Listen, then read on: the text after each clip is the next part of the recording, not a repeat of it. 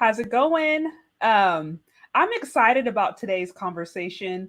This should be really, really good. We're going to be talking about the Passport Bros, and I have none other than the special guest, Mr. Dennis Spurling here.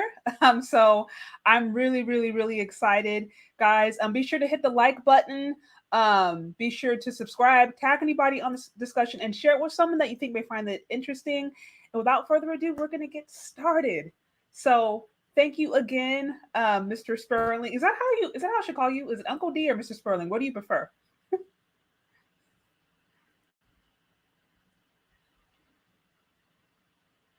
Oh, audio's off. I think I'm having a hard time hearing you. Looks like you. All right, there we go. I clicked the Okay. button. How about that? Okay. So just to get it right, do you prefer Mr. Spurling, Uncle or Uncle D? What should I call what's the best way? You can call me Dennis. That's fine. That's Dennis? fine. Okay. Okay. Yes, Well, ma'am. thank you again. Thank you for being here. Like I said, I know you have a very busy schedule and a lot of important things to do. So thank you first off for taking the time to Yeah. hang out with me today.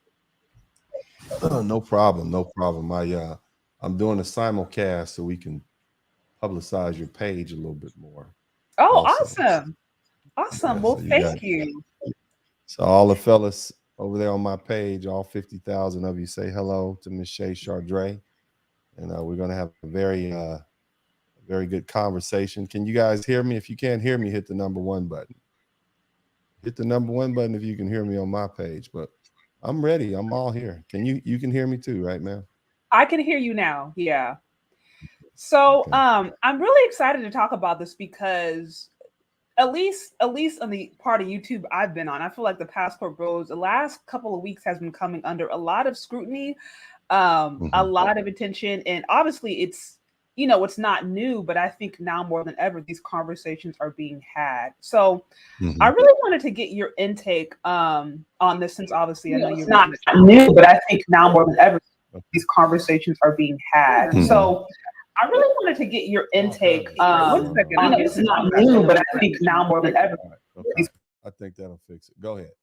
So, and thank you for having me here on the broadcast. I hope everybody hear me. My intake or my input is basically it comes from my personal experience. Okay. For I would say after my divorce from around 2010 to probably about 2020, I was living my best life. I was surrounded by beautiful women every day. Some came for free, some I paid for. It didn't matter. It didn't matter to me. But the bottom line is I got a chance to experience life outside of America. Mm. I had a beautiful villa in the Dominican Republic, and I had a condominium down in Parque 93 in Bogota, Colombia. And Mm. so just basically immersed myself in that lifestyle, and I liked it. And so it's hard to convince a man once his eyes are open. It's hard to convince a man to come back, you know, to this, this to let's say to this reality that we live here in the United States, where you work until you die, Mm. and Yeah. and you better like it, and you better not complain about it either. I mean, the retirement age is 67, and most black men especially expected to die around 68 or Literally, 72. literally. Yes. Yeah. So it's like, what's the point? But so I definitely understand that perspective. I tell young men to travel. I tell older men to travel. So that would be my input or my perspective. Now, if you got some other if you have some more questions, I'll be more than happy to give you my honest response. No, that's fair. So you're saying it was started really, I guess, to get you on this journey to go travel was after your divorce. Yeah. Obviously, you're probably looking for different things. Now, was that your first time really having traveled after your divorce and all of that? Was that like your first time really going abroad, or? Yeah, yeah.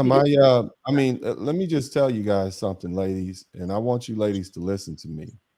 And I've made $1 million a year, probably for the past 10 or 15 years.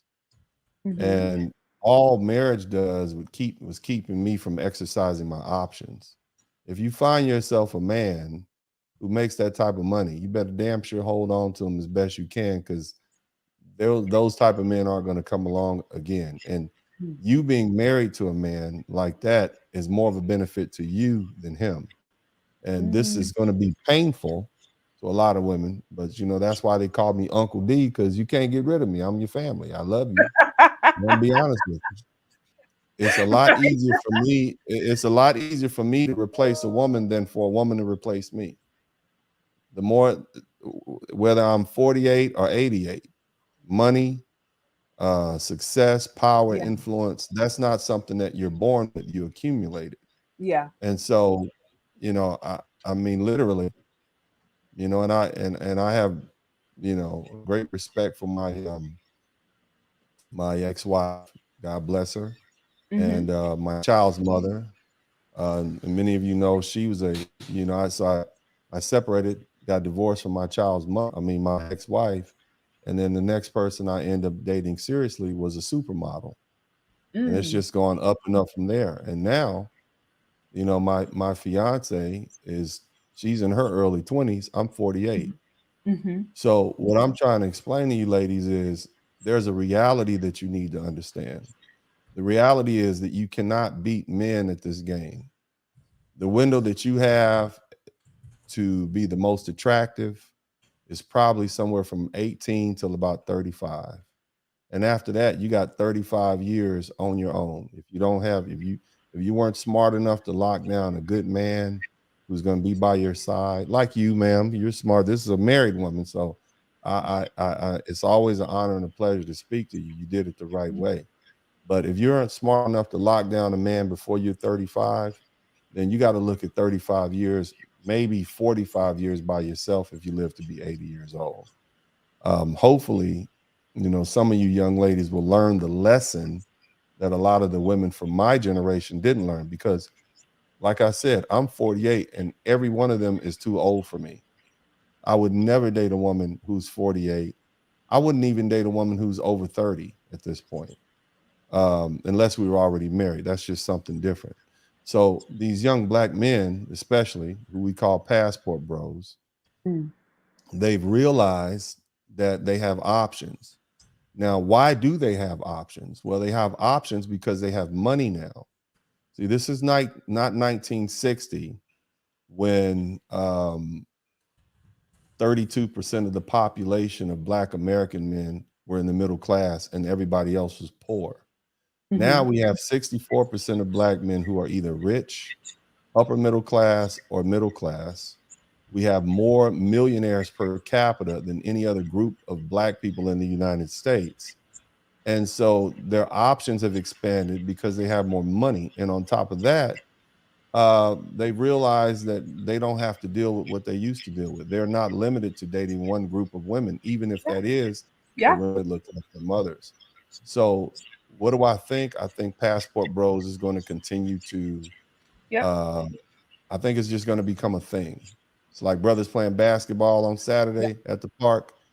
Yeah, bro, we going down to Columbia for the weekend. We'll see you on Monday morning. That's what I think. Now that makes so much sense. Now to be clear and correct if I'm wrong, you're really referring to men primarily in the middle class or probably beyond, because correct me if I'm wrong, it's rather hard to travel the way that like that if you are more of like a working class. So it sounds like these are the men who are essentially the men that women want. I think is what you're describing. Well, the men with influence. Yeah, a lot of these women, they want these men, but they don't qualify for these men. Okay. My good friend Kevin Samuels used to try to explain that to women all the time. And, you know, he's the reason I'm engaged now, because I had given up on dating American women. And then he convinced me, you know, like he's done the rest of you all, to join his groups and whatnot and believe again. And so that's how I ended up with my fiance, a beautiful young woman. She cooks, she cleans, just a wonderful person to be around. Great with my children. We got a cat now. I'm proud of that. The cat loves her, you know. But yeah, but that's what I've earned. You know, that's my position. Now, a lot of these women, they will look over my truck driver brothers and my plumbing brothers and my brothers who bricklayers and all these hardworking blue collar guys, but those might be the men they qualify for readily. And those might be the men that want to date them. But here's the thing. There are a lot of those men who make more money than most white collar men. I know a guy who has a plumbing company. He's pulling in $220,000 a year. So yeah, because he's a blue collar worker, it requires him to do the labor, but he can always get somebody else to do that when he starts subcontracting. So he'll have the same lifestyle. It's about the money. And, you know, women oftentimes get caught up into the label. Oh, my husband's a lawyer. He's a doctor. Absolutely. Well, you know, I know a lot of broke lawyers, and I know a lot of broke doctors, and I know a lot of rich electricians. I got one coming to the house today, and he's gonna hit me $2,000 for a damn part. I don't even understand what he needs it for. But what I'm trying to explain to you guys is that it's not just those men who you deem white collar. It's not just that group. You got a lot of black men who are saying this is just what we do. Just like all brothers can get together and hoop on the weekends. If you look at my page, there's brothers from everywhere, you know, students, doctors, lawyers, politicians, gangsters, thugs, cops, crips, blood, vice lords, bikers, drug dealers, felons, and we all get together and we come to the same conclusion. And if there's a will, I mean, a plane ticket only costs the price of a pair of Jordans. So it's not just limited to brothers like me. Okay. No, that's interesting because you just mentioned people across wide spectrum, and what that's showing, correct if I'm wrong, is that it's, while it may be perceived, and the conversation I hear right now about passport bros is that it is a small group of men. Like, I literally had a comment about that a few days ago, and they're just like, why are we talking about this when most black men are in America and they're going to be with women in America? Like, what's even the point of talking about this? But what you alluded to is a movement that is starting to hit all aspects of society as far as where men are, and could potentially impact future generations in a way that maybe we're not ready for. Right. Well, there's a young brother. I forget his name, man. Ma'am. It starts with an A. Austen? He's a young Austen. That's a little fella. Yeah, I like him. Okay. I wish I was like him when I was young. You know, I didn't get my first passport until I was 30. I graduated. I had 2 law degrees, and I was an associate and attorney down in New Orleans. And that's when I got my first passport with some buddies of mine. And we went down to Brazil, had a blast. Unfortunately or fortunately, depending on how you look at it, I had already met my now ex-wife, and I'd kind of made a commitment to her. Now, had I not met her and I went to Brazil, I probably would have just kept going to Brazil. Okay. Because when I came back, I was angry. I was angry that I got treated so well and I had to come back. I remember sitting in the Shoney's over in Baton Rouge, Louisiana, mad. Okay. Wow. The flight had just landed. I was mad. Me and my comrade, we all mad. Like, we never knew. We never knew. And but no, had I do it all, and I expect my sons to do the same thing that young brother Austen is doing. I got a 15-year-old and a 13-year-old. They've been to Belize. They've been to Dominican Republics. They come with me every summer and stay for 30 days. They've been to my place down in Bogota when I had it. They've been to Puerto Rico and a couple other countries, Jamaica, a couple other places I can't recall at this time. But I do that because I'm showing to them there are other places you can be. See, what's going to happen, and a lot of these ladies think, oh, passport bros is, this is just a small percentage. Okay, so those same passport bros, you're right. Many of them are going to come back, but they're going to come back with women from other places and other cultures. Yes. And they're not going to run off and live in the mountains. They're going to live right next door to you. So their children and their wife and those children are going to be raised in the culture that predominates that woman's culture. They're not going to go to your black church. They're not going to go to your hair salon. You're not going to be able to interact with them. Their sons are probably not going to date you or your daughters because their mothers are going to say, that's not what we want. Matter of fact, I predict, and some brothers on my page agree with me, that in about 10 to 15 years, with all these women from other races and white women also, they're going to start telling their sons, hey, don't date those Black American women. Don't bring them in our house because that culture is toxic. It's the same thing your father was running away from. And it's the same thing he ran to me for. So why would you bring that into our house? That's going to be painful because they're going to be living next door to you.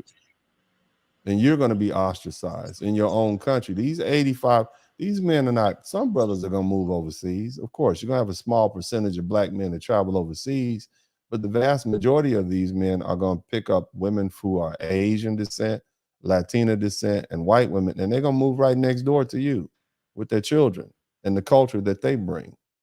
And that's going to be even more painful than them running off to some island somewhere and you never have to see them. Ooh, and that brings me to really, one of the main purposes of this discussion. So you're saying that, as these different cultures come over, women from Latin America, Caribbean, Africa, Europe, Asia, essentially these different cultures, it's gonna help drive that wedge even further because the reputation is gonna get out that like, hey, these American women, these Black American women, a lot of them are spoiled. I don't know how to put it, but a lot of them, they have a toxic mentality. They have a toxic way of looking at life that we don't want son, to marry into. This is what you're saying. Yeah. So what? I mean, it's I'm sorry, sister. Go ahead. Please. No, you can go. And now. No, I was going to say it's some older Black women right now that tell their sons don't marry these young Black girls. Well, it's older Black women from the Black community and that will tell their sons don't marry and don't bring home these hot thoughts that are running around in these streets right now. I don't want any of that in my house. They will tell you that. Matter of fact, I can't see you, just the way in which you carry yourself and your husband. You don't want if you had a son, I don't know, you don't want your son marrying some thought that you got to deal with, and you don't know if this is your grandchild or not. Oh, of course not. And so are you kidding? there's a small percentage. Now that used to be the order of the day. That's not the order of the day now. See, now because of the brevity, the ghetto, as what do they say, as the Black redneck mentality that's taken over the Black community, that's prevalent. That's the dominant culture. Ghetto, fabulous, hood rat, that's seen as synonymous with Black culture. Prior to that, that wasn't it. We were classy, we were Black. It was, I'm Black, I'm proud. We were an empowered group of people. We went, even the way we dressed, you didn't have men walking around with their pants hanging off their butt, wearing oversized clothes and that sort of thing. Back in the 1920s and 30s, we cared about how we dressed, not because we were trying to please other people, but because we liked the way it made us feel. But there's been a breaking down of the community, and brothers who are now reaching the middle class, and it all goes back to money. They don't have to settle for that anymore. There was a time wherein you had racial loyalty that forced you to settle. You had don't marry outside, keep it real, get you a sister. You had legal barriers, i.e. segregation and miscegenation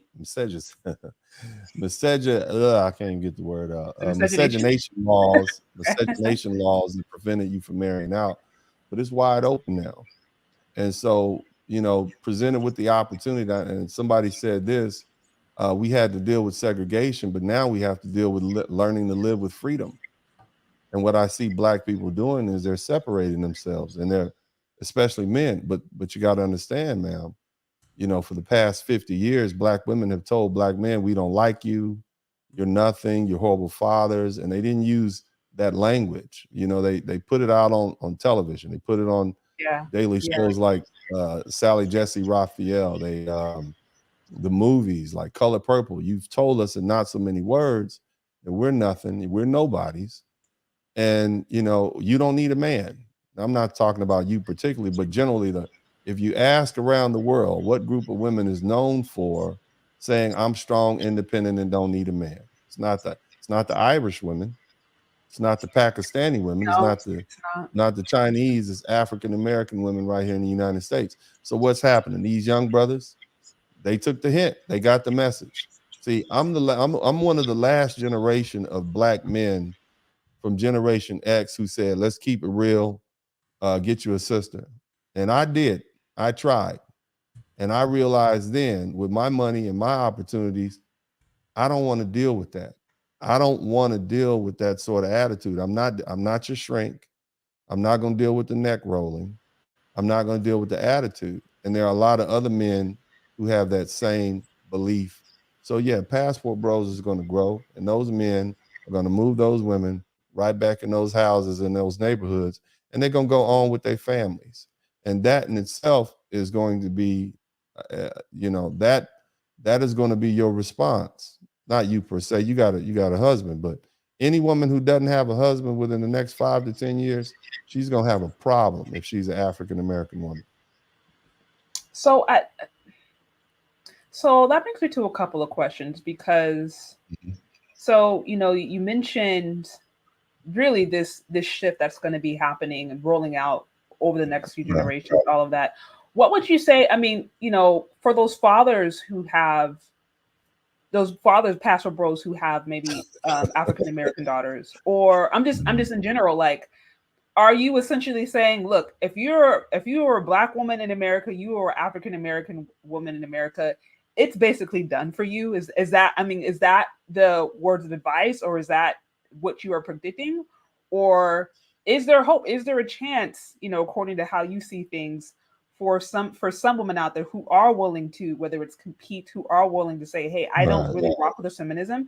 I'm curious your thoughts around that. How do you convince someone to see value in something that they've been taught not to see value in?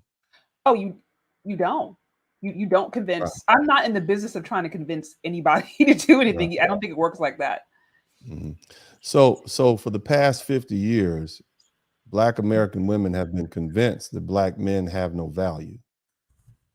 And so now all of a sudden, we're telling them, hey, you need to compete for these men or they're going to be gone. And so that's not something that's going to occur overnight.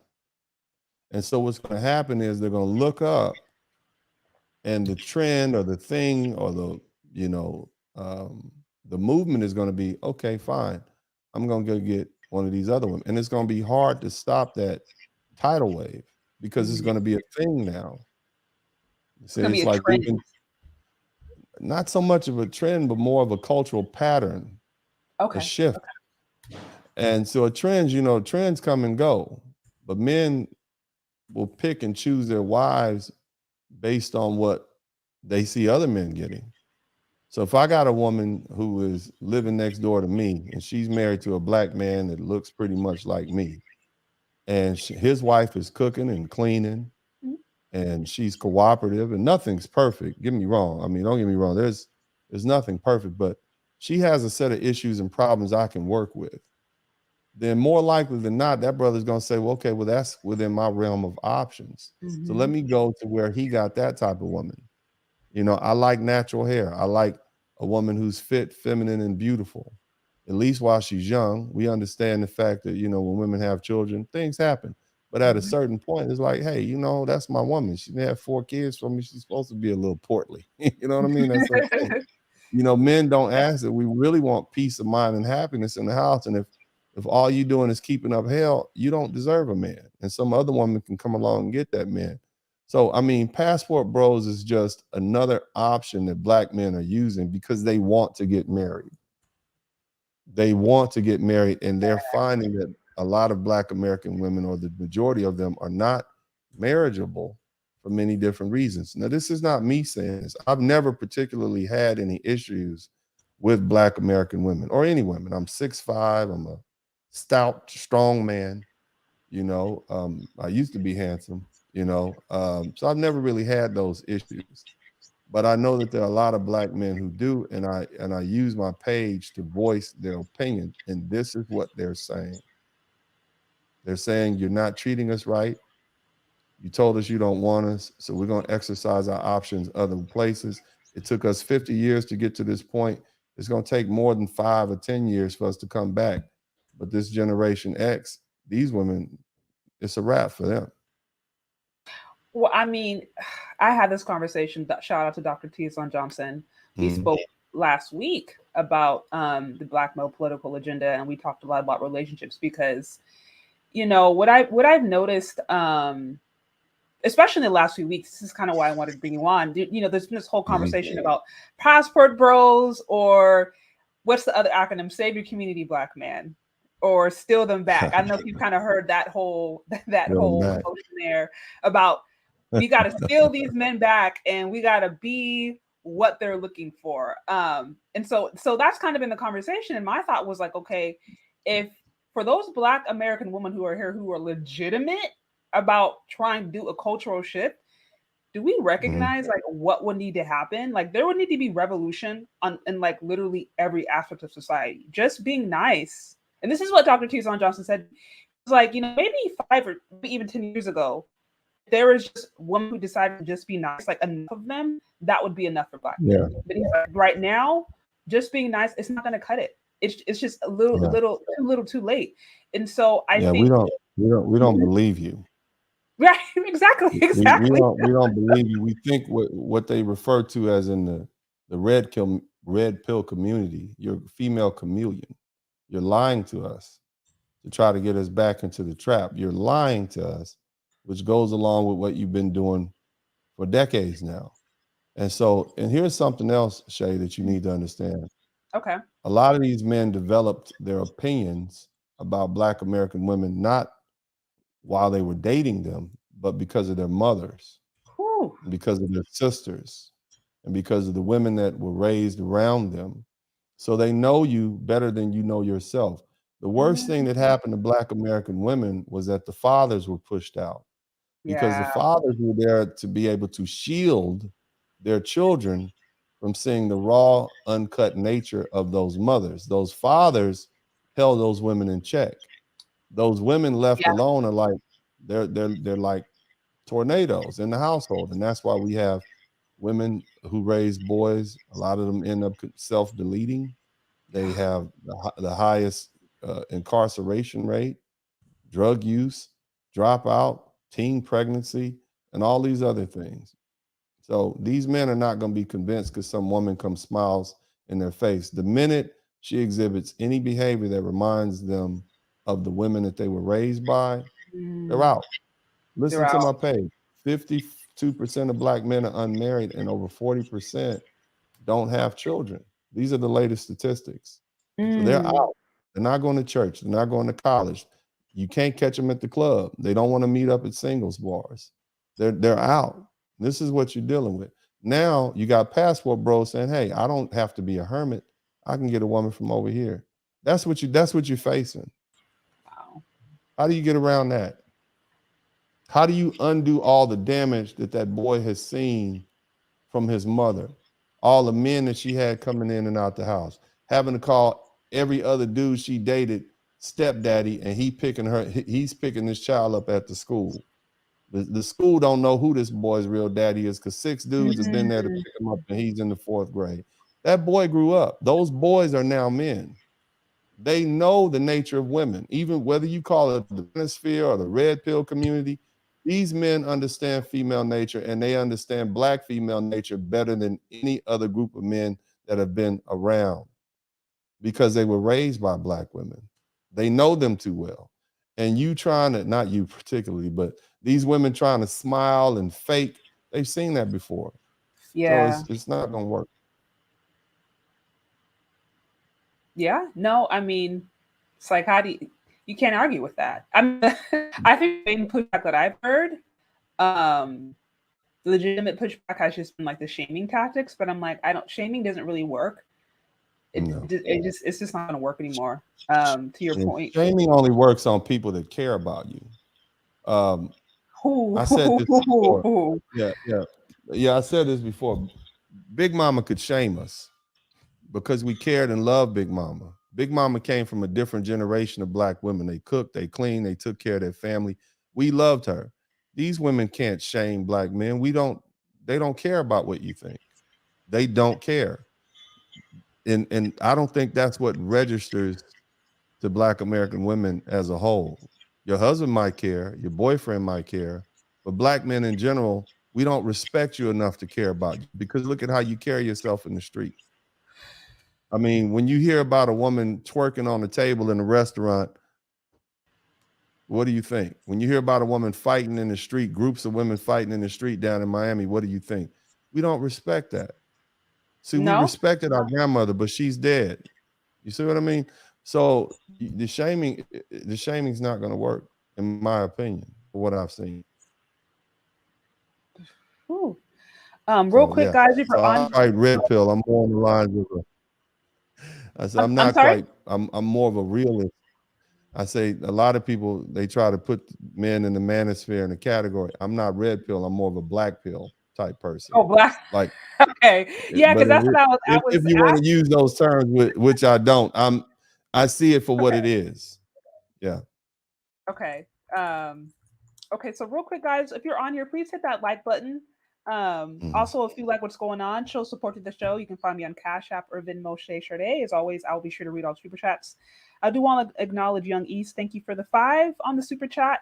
And then I think I saw another one early on, JTC for the 5. Again, guys, hit the super chat if you like what's going on.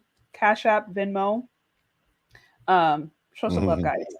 So really quick. So I want to kind of hang out on this point that you made about, okay, obviously shaming on people that you care about, and then you mentioned, how do you make use of, the Black woman who was twerking in a restaurant or fights breaking on Miami or these different things. My question for you is that, do you think some of this is class related? That is to say, okay, let's say you meet a Black woman who maybe comes from the upper middle class, which is more rare. You're going to see less of that. Nonetheless, a woman upper middle class, is she going to behave differently than one who comes from the hood or working class? Or in your opinion, you're saying they're pretty much the same. It don't matter if she has a PhD. It doesn't matter if she's working at retail and Walmart. Like, they're both going to be twerking on the table. Like, that's your perception of them. You think class changes? I see a lot of very wealthy artists and entertainers, the millionaires, but that hadn't changed the fact that they are classless, if that makes sense. Yeah. And that being the case, just because a woman has a PhD or is educated or something like that, that doesn't mean that she is going to know how to conduct herself and act accordingly and act with some degree of class. And so here's the other problem. Even if you do find a woman, an individual who's a classy woman, she carries herself. When you marry this woman, now you have to deal with her mother and her sisters and her aunties and her father and her relatives. So your children are going to be raised by those people as much as they're raised by you. That's true.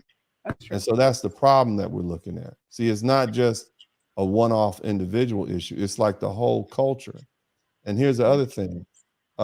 As I said before, Black culture is now synonymous with ghetto hood rat behavior. That's why when you go overseas, young dudes, young boys who never even been to America, yo, what's up? Yo, son, yo, my brother, my N-word. That's what you hear from them because they see that as this is how you talk to Black people because this is their culture. And so, no, you don't escape it.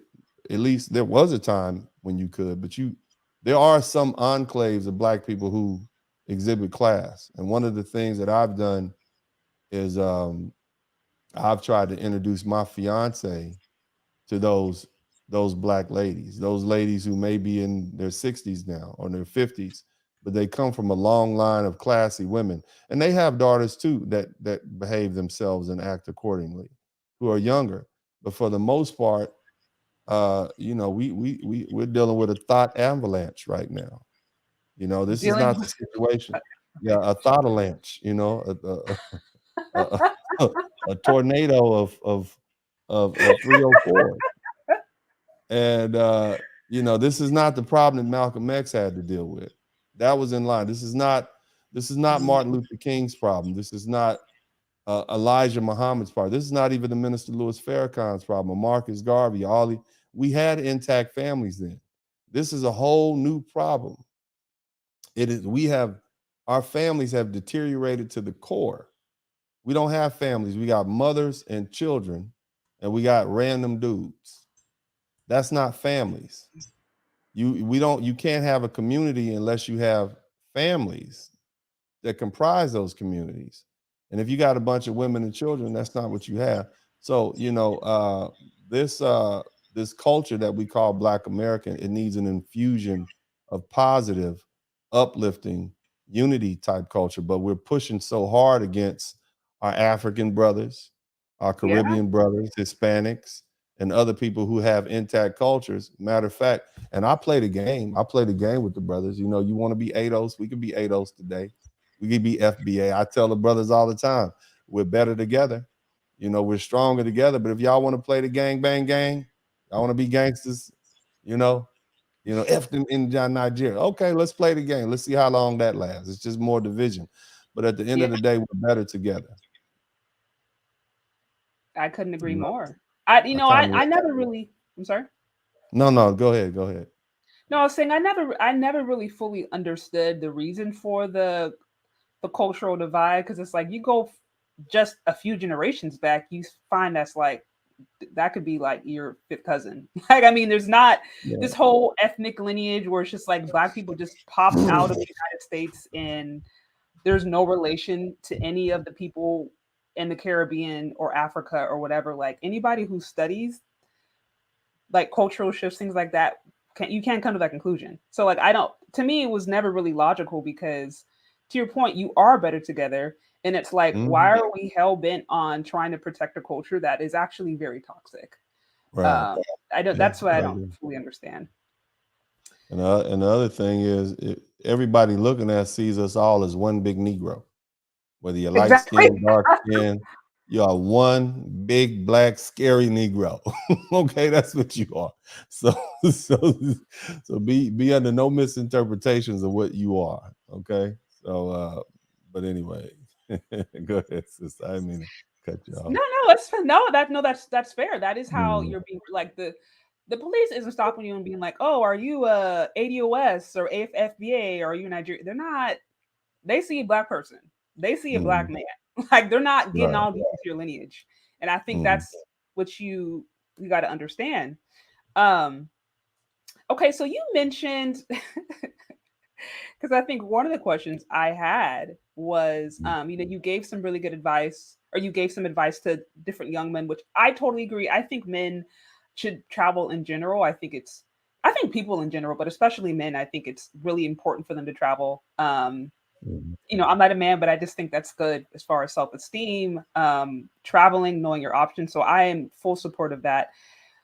But as far as women, it just sounds like, I think you mentioned Black pill. Well, so, go ahead, ma'am. Go ahead. I'm just saying, if there was, and you say I don't have any advice for them. If there was any advice for, let's say, younger generations or young women. Yes, or that. Oh, I have plenty of advice for women. I just don't give women advice because they don't listen. But I have plenty of things that I would say to women. But your heads are hard as concrete, okay, and steel beams sticking through them. You don't want to listen. You're not gonna kill me like you did my friend Kevin. Okay, let me hold on. You hear that? Your hand clap. You're not gonna kill me. You're hard-headed. You don't listen. You have to learn the hard way. Like my grandma used to say, a hard head makes a soft behind. All right, but go ahead. I'm gonna let you finish. Go ahead. Well, I mean, and because that was gonna be my question. If it's fair, I'm a woman who will listen to you, so I would be curious. What you don't need to listen. You married. You married already. You doing what you're supposed to do. It's these angry, hot, single thoughts out here that's mad at everybody because they can't get the man they want. That's what's wrong. They got bald spots and stretch marks, and they wonder why they can't get the man they want. No, we don't want you.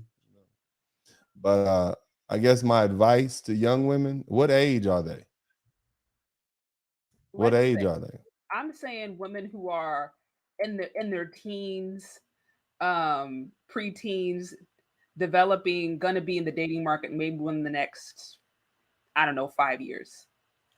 So basically, young ladies. Young ladies who are under the age of 18. Mhm. Well, my advice to you young ladies is hopefully they have mothers and fathers. So my advice to them is first listen to your mother and father.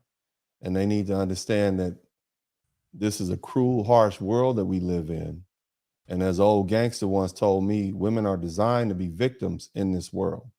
And I know that sounds harsh, but what does that mean? You're not strong enough to defend yourself. You're not strong enough to fight off enemies. If everything goes to hell in a handbasket, recognize it's going to take some man to come save you from the other men that are going to wreak havoc on the world.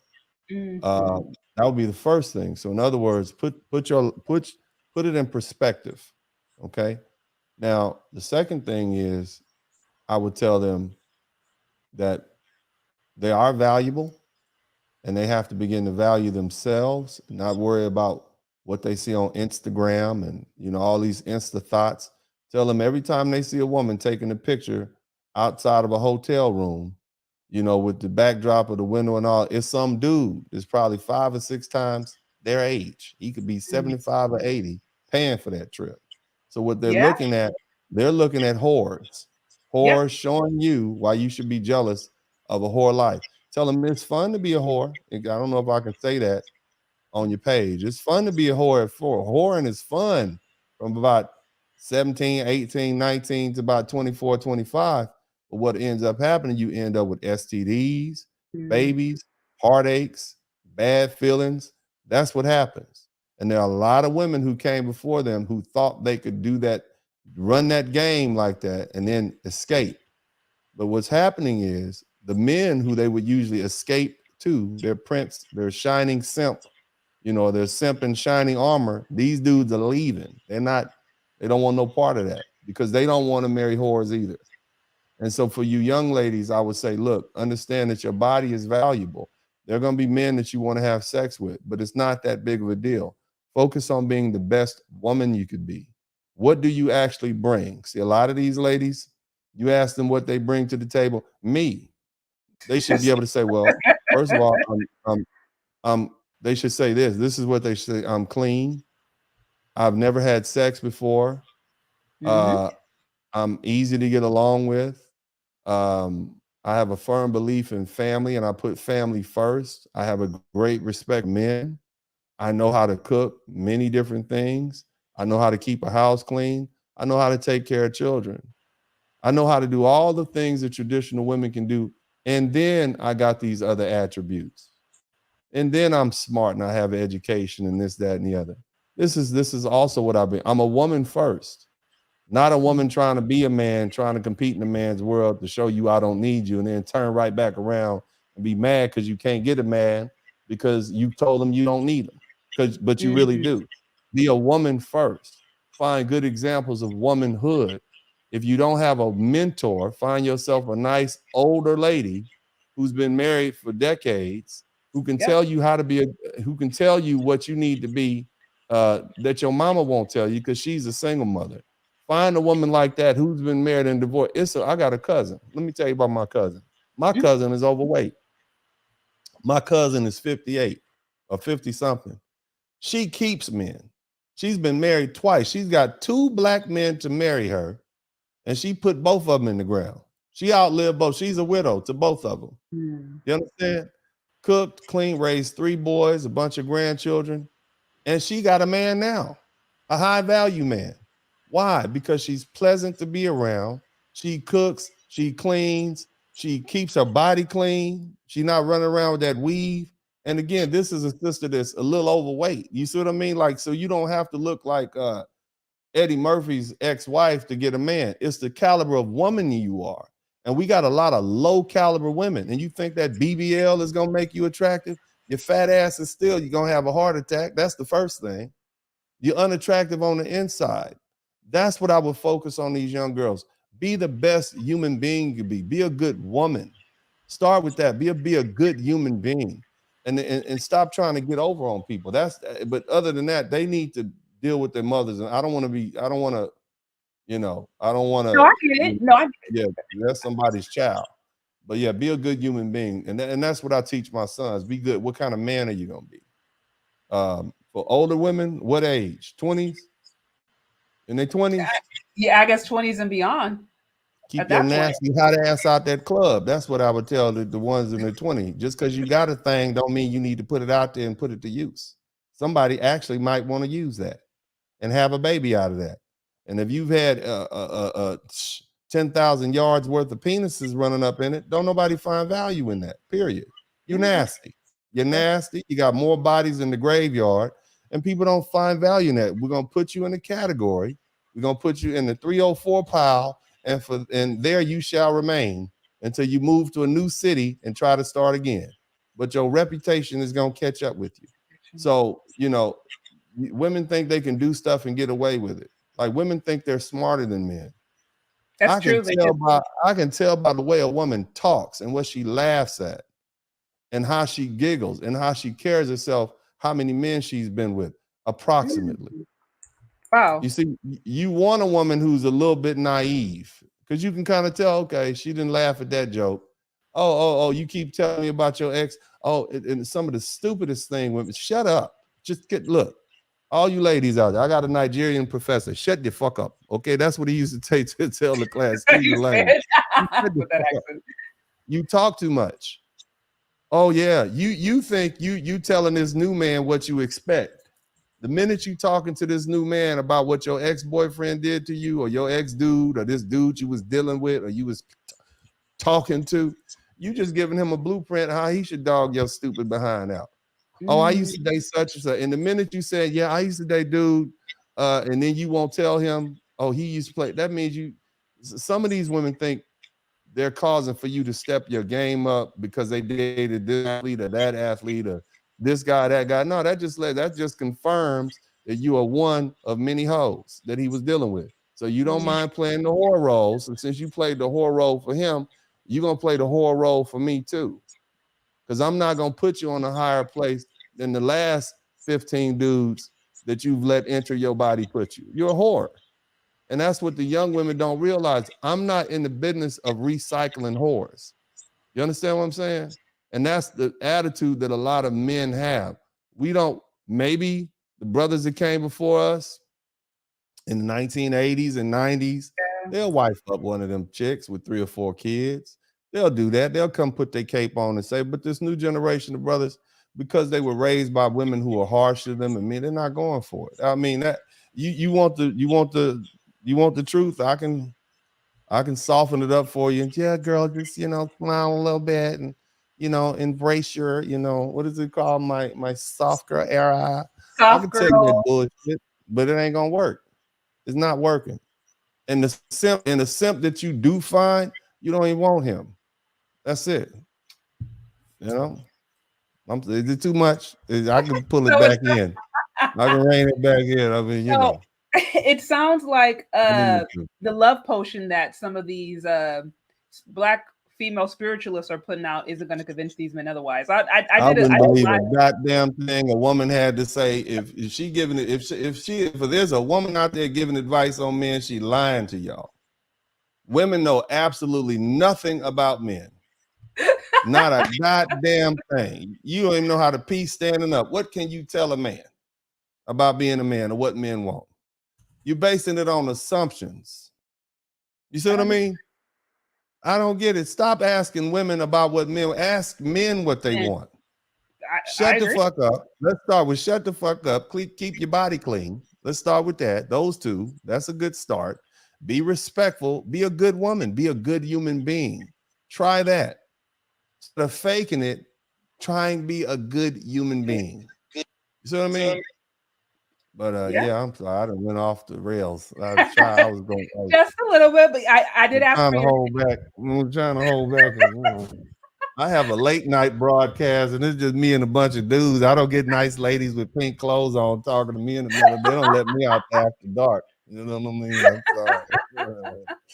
Well, My bad. Let me try to stop. Yeah. You like better. I did ask for your opinion, so Yeah. we got it. You see And why I to don't your talk point, to women? You see what I don't talk to women? Y'all don't want to hear this. Yes. Oh my God, I don't like him. And you know, he's so rude to you. And, give a hell what your goddamn ass say. No way. Shit, die alone. Shit, that's what your Kevin said. Die alone. Anyway, sorry. well, I'm not even going to ask you why you don't date women your age. I think I can put two They and two too together. goddamn old. That's why. Don't nobody want no old gray head, gray hair on the coochie, knuckles looking like that on their fingertips, drinking Ripple and rum up there. I don't want that. Why would I spend my whole life developing myself and become the best man I could be to make money and have resources and put some old woman next to me? Now, does she have some land? I mean, how much is she worth? You know what I mean? I might get me one of these old white women about 60 million. You know, I'm like, yeah, I might take one of them now. Hold on. Yeah, baby, you sure, ma'am. Sure, whatever you want. I might, yeah, she worth about 60 million. Yeah, I'll take it. Right on in there. Oh God. Just dating an old woman just for nothing? Damn. Oh man. Well, so now I see why women don't ask you for. They don't want to hear this. They don't want to hear this. I'm the uncle. I'm the uncle when I come to the family reunion and sit in the corner smoking my goddamn cigar. What your hot ass is doing out there? Y'all go sit y'all hot ass down. Shit. I don't care. You ain't gotta like me. Go ahead.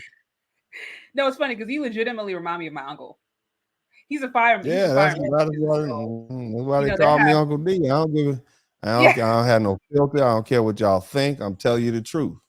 Stay your hot ass out them streets. Stop being a thought. Yeah, but I don't give advice to women. That's what I'm telling you. I just don't. Yeah, I can talk to dudes like this. I can talk. Get your lazy ass up and get to work. And they can take it like they'll deal with it. I can't talk to women like that. I don't even have a dog. I got a kitten. Where's my kitten? Somebody bring my kitten. Hey, somebody bring. This is the closest thing I got to a daughter, and I've been practicing on the kitten. Stop doing that. Don't control your behavior.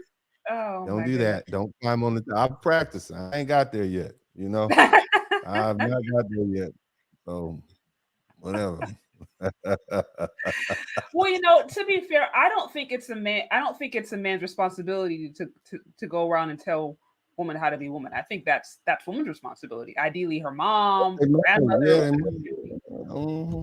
So I don't, I honestly, I always look a little side eyes at dating coaches who specifically focus on the other gender. Not to say that you can't give perspective and weigh in to a certain extent, but I'm like, you said it earlier, like, what does a woman know about being a man, what a man wants? At that, all she's doing is guessing, truly, but she's not a man.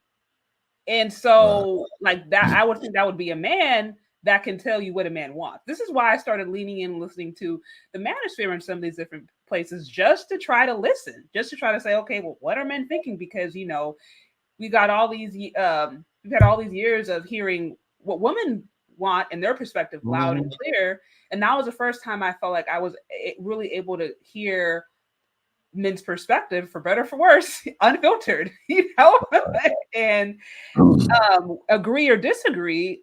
I think you at least want to listen, especially if you do desire and if you do want to understand not only what men are going through, how they're feeling, their perspective, but that can only come from men.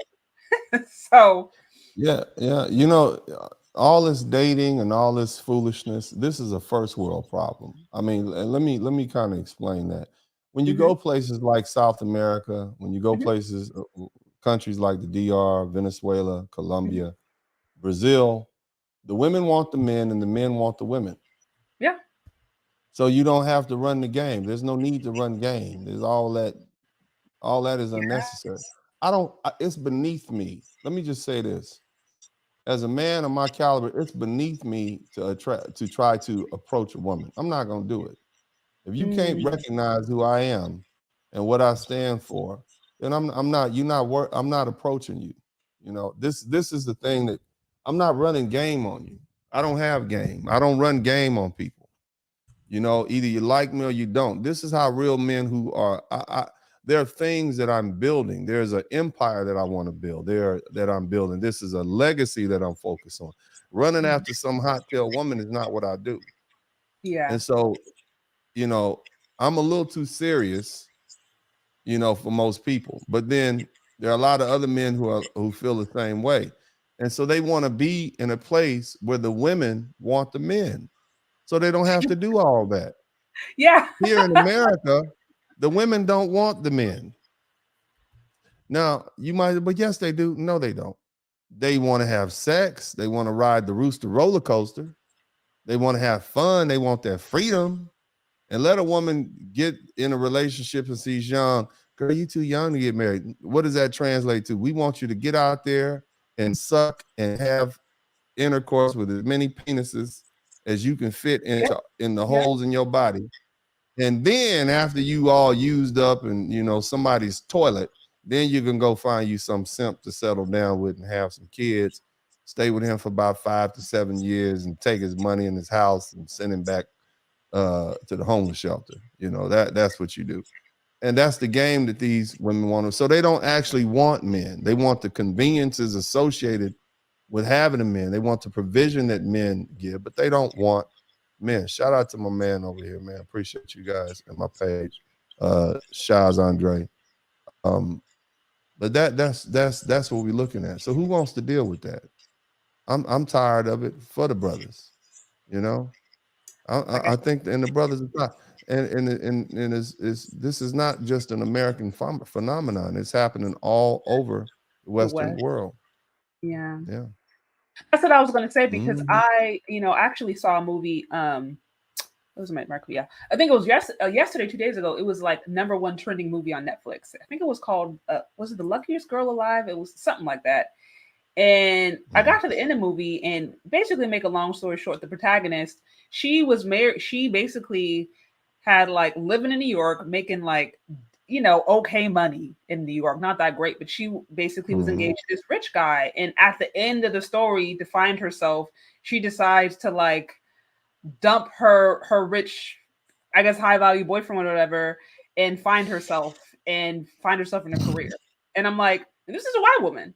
And this is like, I think, #1 trend for at least a couple of weeks. And I ended that movie and I was like, that was so unnecessary. Like she literally could have found herself or gotten some therapy or whatever, but that didn't require her to go and completely throw away a relationship.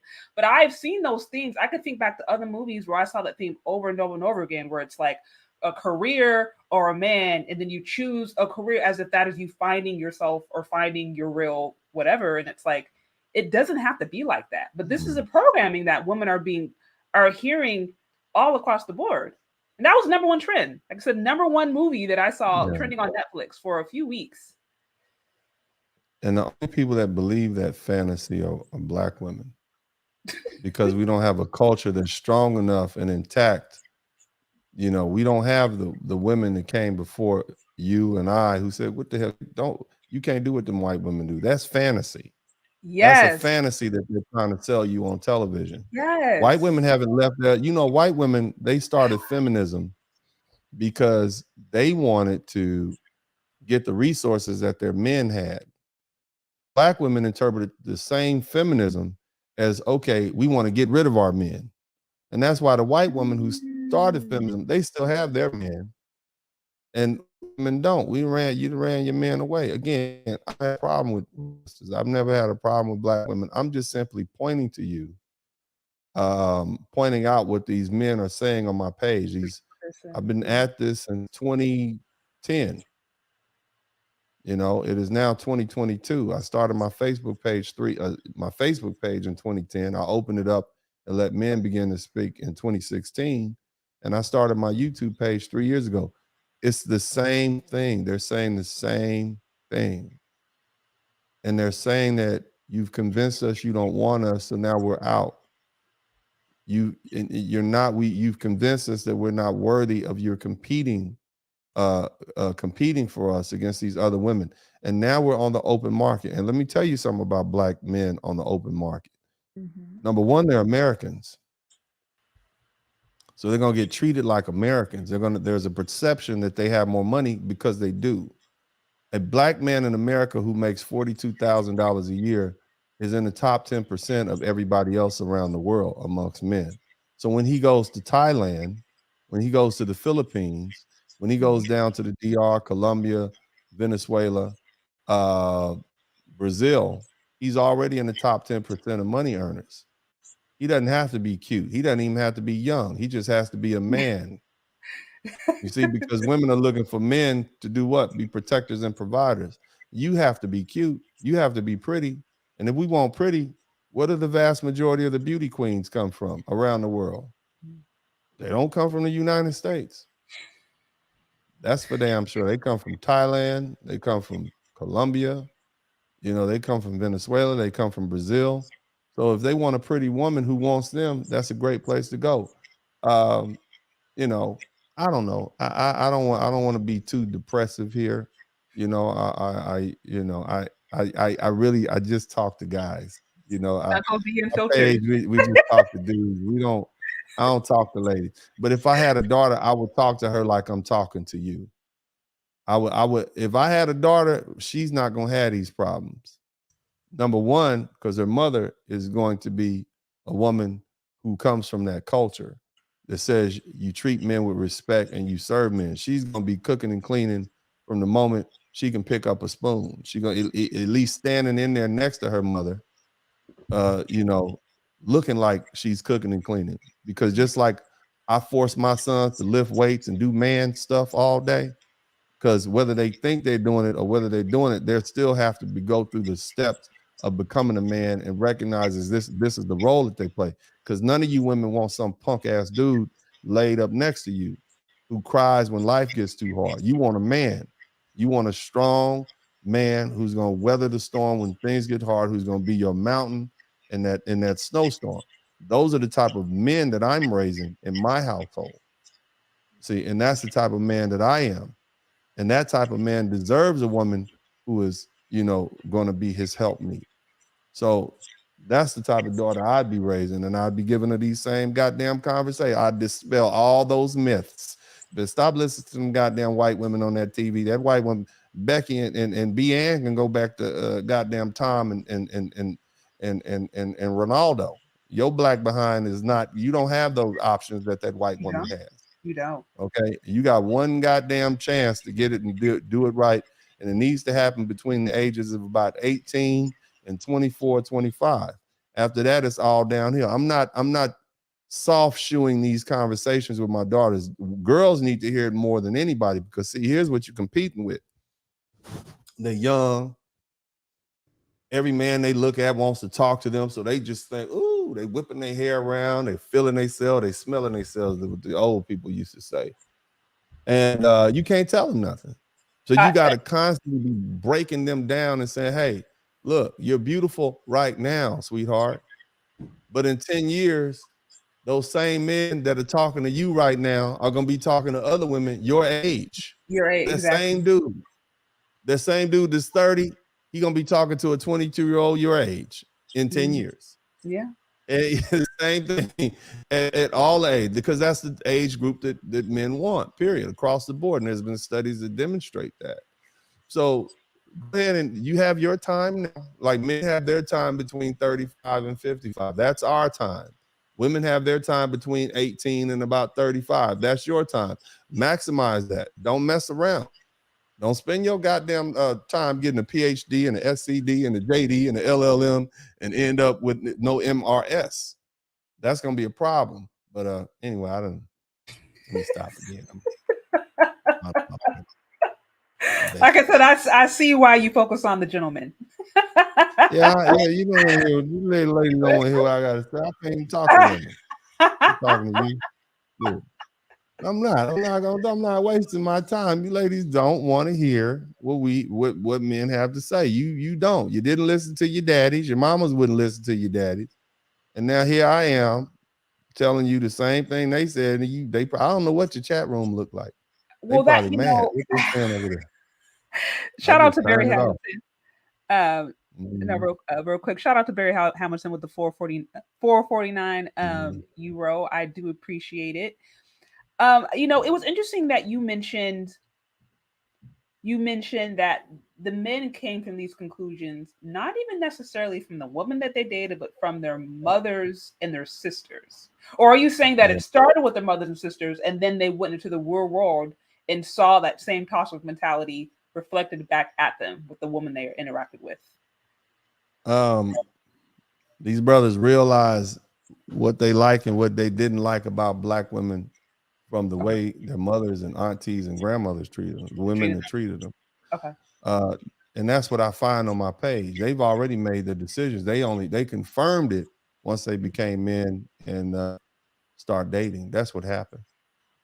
And so, go ahead. Yeah. No, it's very disturbing. It's very disturbing.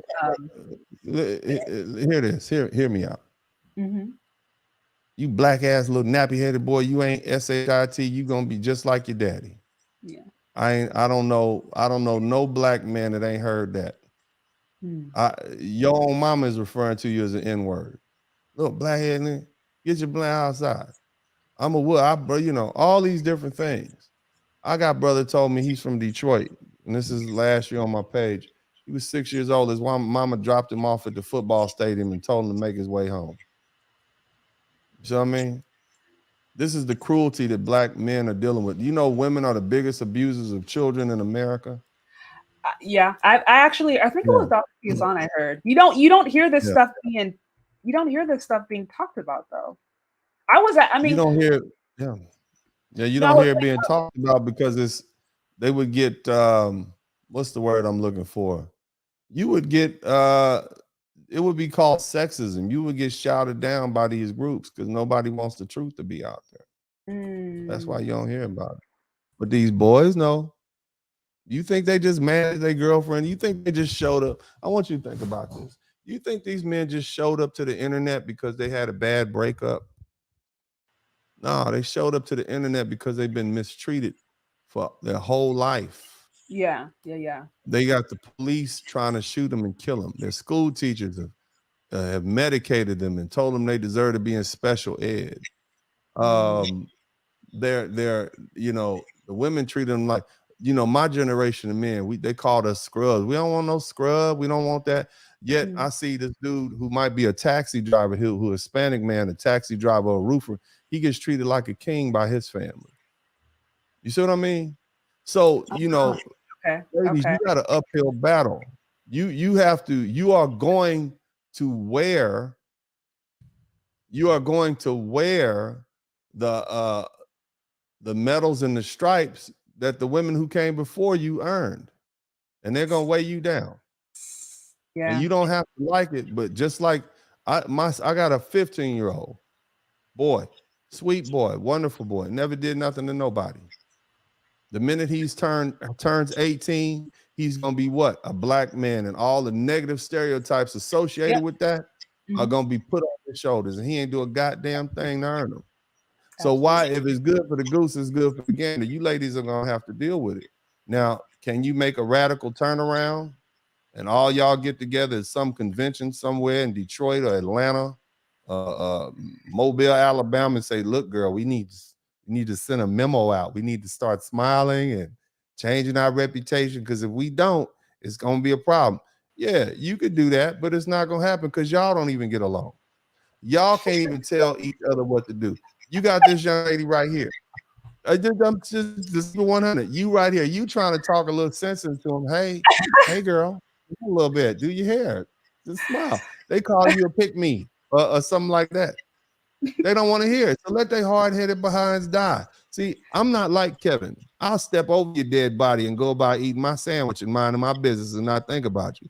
Kevin was a passionate man. He was a compassionate man that cared about the Black community, and he wanted to see women, you know, do better. He loved his mother and his daughter, and, you know, he would go home and see he was motivated by that. He loved the black community and black women, and he wanted to see y'all do better. Yeah. I don't give a hot damn.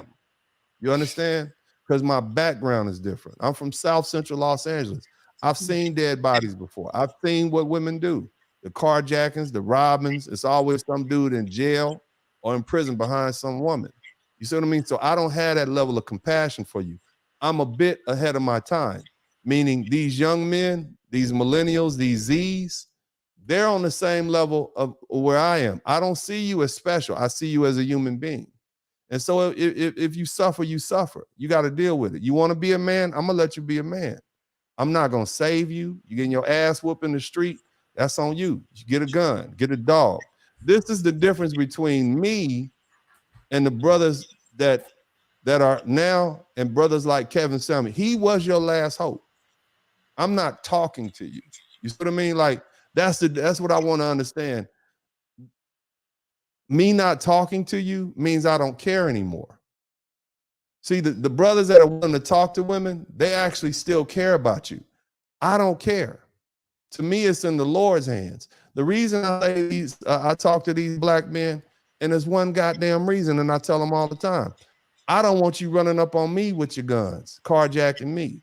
I don't want you running up on my son. The reason I do this is for self-preservation, not because I necessarily like them. I love my brothers, and I'm tired of seeing them laid out in the street. But I have to do this because if they're angry, they're going to take their anger and rage out on me. It ain't a goddamn thing y'all can do. You understand? It's the brothers out there killing and jacking and robbing other black men because see, I'm the last line. And once I'm gone, I'm gone. You see what I mean? I'm just trying to say, hey, look, let me, y'all just chill till I get on the boat. Just relax till I get on the boat. You know what I'm saying? I'm not trying to save nobody. I'm just trying and it's a lot of other black men that say, let's just keep this tidal wave in place until I can get the hell out of here, until my sons can get the hell out of here. I was gone in 2016. I had a villa. I had 7 broads in the pool every day, 6 or 7 in my bedroom every night. You know what I mean? On a Tuesday. I had some videos. I had to take them goddamn videos down. Me on the yacht just chilling and having a good time. I was gone. But then I started thinking, what about my sons? What about my, at that time, 4, 5, 6-year-old son? What about my nephews? Okay, they still subject to that BS that I was dealing with, even though I made it. So let me go back and try to talk to some of these brothers and hopefully we can get on the same page. But other than that, y'all, it's a wrap. I don't care, and that's just how a lot of brothers feel like that. We don't care. You can smile. You can put your little facade on. We don't, you, Pookie, Ray, all y'all can have each other. You said you're strong, you're independent, you don't need a man. Okay, go ahead. You good. You got it. You got it from here.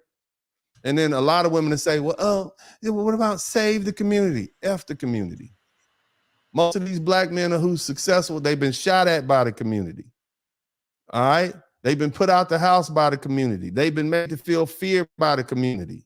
They've been cussed out by the community. They've been disrespected by the community. They've been medicated by the community. The community called the police on them. The community gave them no resources. They made it up by the skin of their teeth. They got friends of theirs that they watched die in the community over foolishness. The community didn't feed them. Why would they come back to save the community? F the community. They'd rather go start their own community. They'd rather be by themselves than marry into the community. This is what you're dealing with right now. They're not loved. There's an African proverb that says that the child that doesn't feel the warmth of the village will come back and burn it down. All these brothers are doing is watch it burn. There's a reason why I got 55,000 black men on my page. See, my page is not like other people's pages.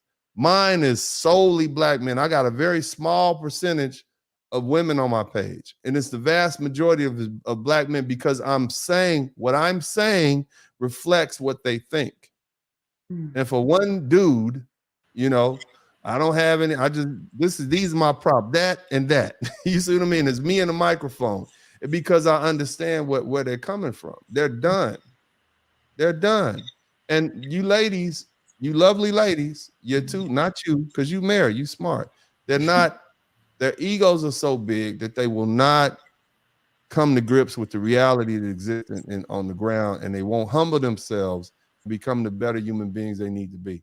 That's my thoughts. Again, I done rambled on again, but you get me going. You get me. I'm just listening. Yeah. Well, I would love to continue to talk, but I want to be mindful of your time. I know you said you had. I got a little bit more time. My office is closed now. When we started, I'm still in the middle of my day, and for those of you guys who don't know, I practice law, and so office. I got about another 25 minutes I can go, and then I got something else to do. But okay, I got a little time left for you. You're a nice lady. You're a very respectful lady.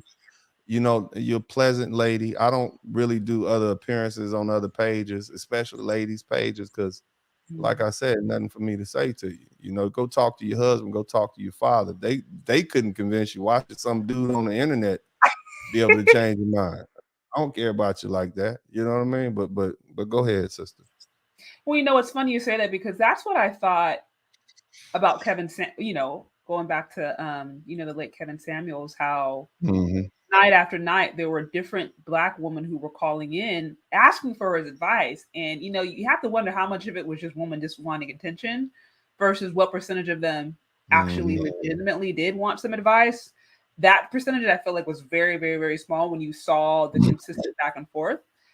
But I just was thinking about that. It's like, for some of these ladies, was this really the first time that they were hearing the truth, or just hearing anything about themselves constructive? Was it the first time, or was it that they were just hard-headed and only go to places where they're constantly being stroked? Or I don't know.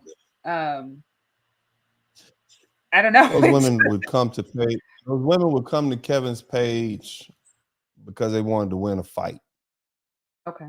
They wanted to come on his page and out-talk him, because Kevin managed to take over a territory that women had dominated and have dominated media. They couldn't out-talk him. Whatever they said, he had a counterpoint to it. And he was great with those pauses. Like, as an attorney, I study people's manners. And I told him, man, you'd be a great lawyer. But he would give him a pregnant pause right in the middle of a statement. And you could see them thinking, because the audience is saying it's time for you to respond, but they hadn't quite come up with what they were going to say. And so it just made them they lose the momentum. He was brilliant at that, but they came there to fight with him. They didn't come there to learn. Some women did. Some women they came to learn, but the vast majority of those women came there for ammunition, for insults, to fight. That's why they came. And I learned a lesson. And I've always felt this way. I'm not talking to you. I have some good friends who are members of the Nation of Islam. And for the most part, the men talk to the men and the women talk to the women. Now, they might have different reasons for why they do it, but I'm just not going to waste my time. You're not my blood. You're not my child. I have family members. I have family members that, had they listened to me, their lives would have been a lot better. Like, they would have been educated. They wouldn't have had children out of wedlock, but they didn't listen. And see, as I've said before, and I hate to come off like this, but, some people aren't going to make it, and some of those people might be your relatives and family members. The only thing I'm concerned about is the people that, as a man, are the people that I'm in control of, the people in my house, my children, my woman, hell, my, whatever my responsibility, my employees, my business. If you die, you die. And that's on you. If you can't recognize, and you said this earlier, you said, is this the first time these women have heard this? No, they've heard this before. They can see it in action. They see how other women are successful, but they're lazy and they want the shortcut. And that's all women. They don't want to be wives. They want the benefits of being a wife, but it takes a lot to be a wife. You're a wife yourself. You got to deal with somebody who might be snoring at night, a grumpy person. You gotta listen to him. He gotta listen to you too. But you gotta run stuff by him. You know what I mean? You can't and so you sitting there. Sometimes you gotta do the game. You gotta play the game, and that's the give and take associated with that. And I know, and a lot of women, their egos are so big, they don't want to be wives. And so I'm not trying to make you a wife, but as I started off with this conversation, ladies, you're gonna need a man to protect you from the harshness of this world. You want to see how this lady is a pretty lady? She looked like somebody take care of her. And I was telling my fiance the other day, these dudes, it's not just that you're pretty, you look like you're well kept. It looks like you're taken care of. It look like you ain't worried about that light bill showing up every goddamn month and not having enough money to pay, because there's somebody there helping you with that. When you out there on your own, you're gonna be ugly like me. Look at how ugly this is. Imagine how ugly I'd be if I was a woman. Look at all these stripes and marks. You see what I mean? But you don't want to. This is how you look when you out there on your own. Look at that. Look how ugly that is. I got a hairline. My hairline used to stop right there. I used to have, and now it's way up there. You see what I mean? And that's what men jump out in front and they take those hits.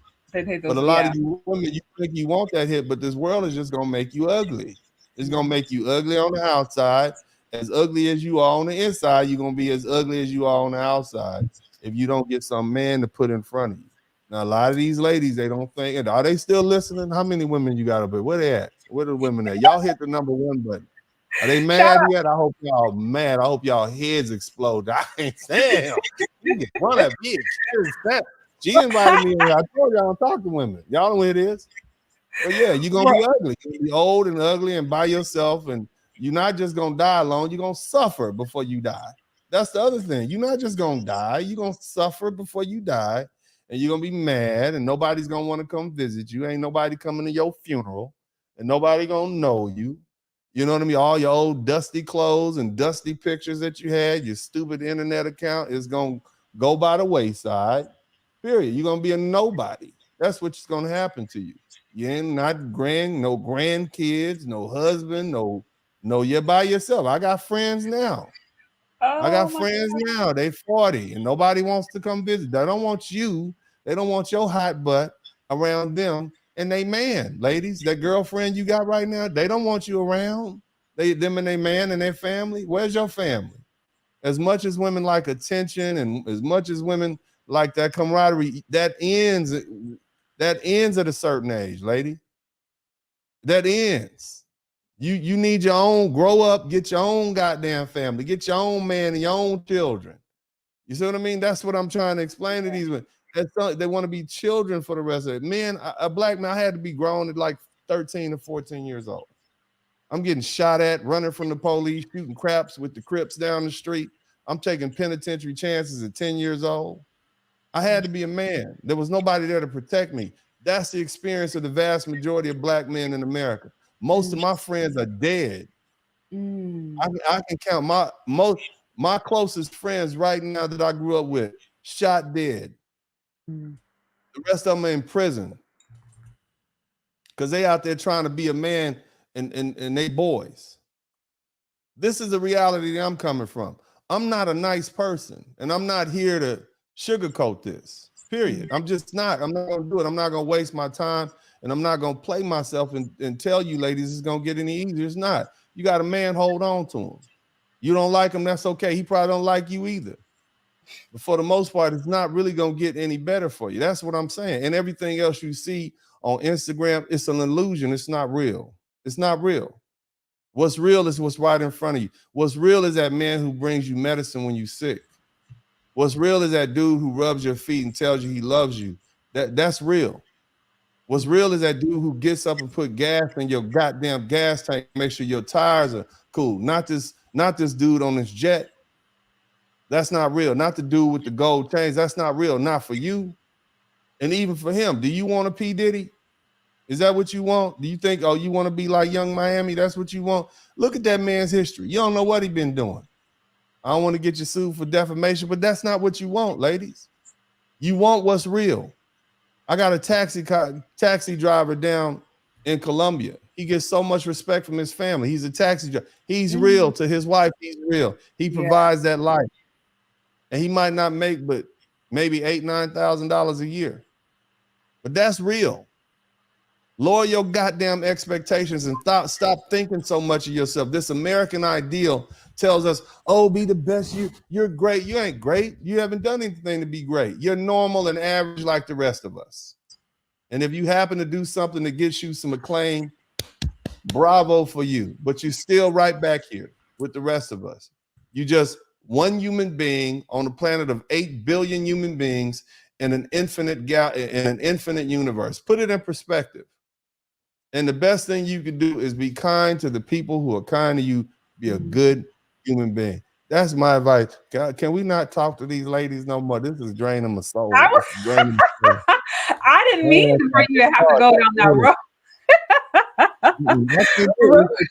All this that I'm saying to them, they're not listening. They're not listening to a goddamn thing that I'm saying, and I'm just wasting my time. Amens in the chats. I got some amens in the chats. Real quick, shout out to That's right, girl. They ain't not listening. They ain't listening a goddamn thing. And they got gone to the goddamn puppy pound and get you a dog. They ain't listening to me. Real quick, I do want to acknowledge Malarkey with the 13 euros. It says nice to see Uncle D having a sit-down chat with our sister Shay. Just dropping a few worthless British pounds in the collection pot to show support, help others follow. Shout out to y'all love the UK, man. Now you know what? They got some expensive clothes over in the UK. You ever been to London? Man, they got this street. I forget the name of this street. That's where all the shops are down there. I went to the ATM machine and they gave me like, what was it, like 60 pounds? I'm like, that's $100. That's all I get is 60 pounds. I'm like, oh no, I got to get up out of here. I think that was one of my shortest trips ever. But yeah, the UK they expensive over there. Shout out to the UK, man. Shout out to my boys down in Australia. I got a lot of truck drivers in Australia that like me for some reason. I don't know what it is, but they seem to like me. Truck drivers in Australia. Shout out to all the truck drivers in Australia. I got a lot of them down there. But either way, Oxford Street, that's that goddamn street. I'll never go there again. Ever. Oxford Street. The street is cursed. It robs you of your wealth and peace of mind. But anyway. I've never been to London, but I do hope to go one of these days. Shout out to Chantel. I see you in the building. Guys, if you're here, hit that like button. Also, be sure to show support for your show. As always, support your favorite content creators. If you like what we're doing, like what's out, show sub, Cash App, Venmo. As always, I'll be sure to acknowledge those super chats.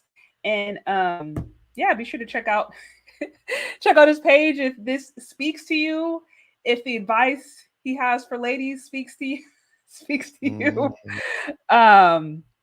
Yeah, Uncle D Unfiltered. That's what this conversation. I've been trying to stop cussing too. I've been doing my best. I appreciate you trying. Well, I mean, like, it's funny because I had all these questions, and it's like you really hit on it. The community not really being worth saving. What is this? I think I already know your thoughts here, but what are your thoughts on Black women asking for a Black patriarchy? They're asking for that. So Black women demanding a Black patriarchy. Okay, so let's understand the term patriarchy. Exactly.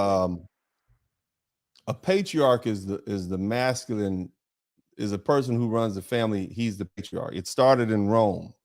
The patriarchy means, or the children go with the patriarch. Okay. In this country and in most Western countries, the children go with the matriarch. So it's a matriarchy because whoever controls the children controls the power over the country. So what you ladies are saying when you say you want a patriarch, what you're telling me is that in a divorce, you want the children to go with their father. You want him to get the house and him to get the wealth.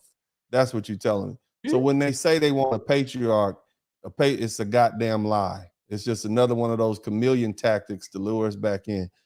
I don't believe you. You understand, ladies? Like somebody said, Uncle D is a heathen. You goddamn right. Yeah, I like your comment section. They raw with it. Oh God. That's right, man. Yeah, give me a goddamn bear hood and put on my head. But yeah, I don't believe you, lady. You don't want men telling you what to do. You don't want nobody telling you what to do. Hell, you ladies don't even like you telling you what to do. You know what I mean? Every time you tell yourself to do the right thing, you turn around and do the wrong thing. you're out of control. You're out of control group of women. You're just out of control. And you've never had anybody exert control over you. You won't take responsibility for your actions. You know, you won't take accountability, and there's nobody there to make you take accountability. But now, you know, that the snow is falling and the hail is coming and it's getting hard out there. You like, ooh, these government subsidies are drying up. These jobs, that good government job I had, they were starting to lay that off. Now you're like, let me look around and find me a dude to take care of. That's so you don't think these men recognize that a lot of these ladies are in a desperate situation and they're just running game? That's what we call it, running game. Back in my day, they was running game. You know? No. Somebody said, I feel like I'm being sent to the corner. Get your ass in there. Oh man, yeah. So real quick, you made this kind of earlier on in the stream, you had made this comment about you know, as more and more men go abroad to find wives who have their own culture intact and who are quite happy and content working with a man, that is, those women they're probably going to raise children that says, look, don't mess with these American women, don't mess with these Black American women. They come from a toxic culture. Would you just say, as with things changing, with there being more of a cultural shift, would you say that that's going to be positive for the Black American culture? You broke up a little bit. Would it be possible for the greater American culture? No. I'm saying, would you say this cultural shift that you predicted, do you think that that's going to be positive in the long run for Black folks in America? Well, I mean, so we, as a village here on Earth, you know, we have societal shifts, and what I see happening now is there's a shift back towards more conservative values, more traditional family values. We tried drugs and sex for about the past 80 years, and that didn't really work out too well. Yeah. Since the 1960s, so for the past 60 years. And so now we're at the point that people are saying, hold on, let's pump the brakes. This didn't work. I think Generation Z is probably one of the most conservative groups of people. They thought it would be otherwise, but they're a lot more into traditional values, getting married, they want to have children. And so there'll still be, do I think it'll be good? I think it's a cycle. That's what I think. I think it's a cycle, and I think this is what's good for right now. You see, liberalism and the free thought, yeah, great inventions, music, great drugs, you know what I mean? Oh, wow, wonderful. You know, art, entertainment. But now society saying, nah, times are hard. We want to get a little bit more conservative. We want to get back to the family. We want to pool our resources. We want to come a little bit more community oriented. I think that's what's happened. So it's good for now. It's time for it. We've gone too far. You see, we've gone too far with these wild ideas. You got people, men dressed up in dresses, you know, singing lullabies to children at elementary schools. Society says we've gone too far. I would tend to agree. You know, you got women who think I can still be a woman. I can twerk on the table and be and then just in 4 or 5 years be a wife. I can have 3 or 4 children out of wedlock, let the government take care of me, and still demand that I get a high value millionaire. And it's a reality check. So it's a cycle. And now we're coming back into a cycle where people are saying, yeah, let's pump the brakes, slow down a little bit. That's what I think. So it'll be good for now. It's necessary for now. That makes sense. I mean, I think anytime there's a shift towards more families being intact and the fathers being in the home and the mothers being there to support, like, I think that's always good. Because obviously what we have at this point is not working. I think we can all agree on that. Anyway, it was fine for a little while, but it's not working now. Shout out to Urban Eagle. Yeah, thank you, Urban Eagle, with the 5 on the super sticker. I do appreciate it. This has been a really interesting conversation. And again, you know, one of the reasons I wanted to have you on is because I wanted to hear not only you, but what men who have come to this conclusion and who are grabbing the passports and doing that, what they're thinking, what made them get to that point. Because the way I see it, it's in human nature to kind of want to do what's easiest, right? So I think any man in his right mind, if there were really nice woman or good woman around them, wouldn't necessarily feel the need to have to spend money to go abroad, to integrate into another culture, learn other languages. So for me, it's like, if there is a pretty strong movement of men who are literally inconveniencing themselves just to find something that is so basic, what is that showing about what is going on? And so I try to look at it that way. Yeah, certain things can come off as offensive, or certain things can be like, oh, whatever, fill in the blank. But at the end of the day, it's like, if something is going on, we need to understand why, especially if you're a woman out there and you do want to get married, or you do one day want to settle down. It's like, you got to know what the men who are actually the most likely to marry you got to know what they're thinking. And if the men who are the most likely to marry you, if more of them are saying we tap out, like you're as a woman going to be impacted. So I think there needs to be, sometimes I think there needs to be more listening and less judging, because at least if you can have a chance to understand the other person's side, if nothing else, it can really cause you to maybe go back and think, and maybe even be self-accountable and say, okay, hey, maybe I was doing this, or maybe I am the problem, I didn't know it, or they make some valid points, But just shutting it down, or shaming, or just writing something off as all evil or all wrong, or all the shaming tactics that we hear without first hearing where the person is coming from, doesn't do anybody any good. Yeah, but again, those men don't care. I don't care. Do I look like I care what they think? Just look at me. Look. You absolutely don't care. I think that's pretty obvious. I don't care what you think. You can roll over and cry yourself. I don't care. And a lot of other men that feel that way. But what you hit on the point, I want you to think about this. And this is what I'm gonna give you a prediction.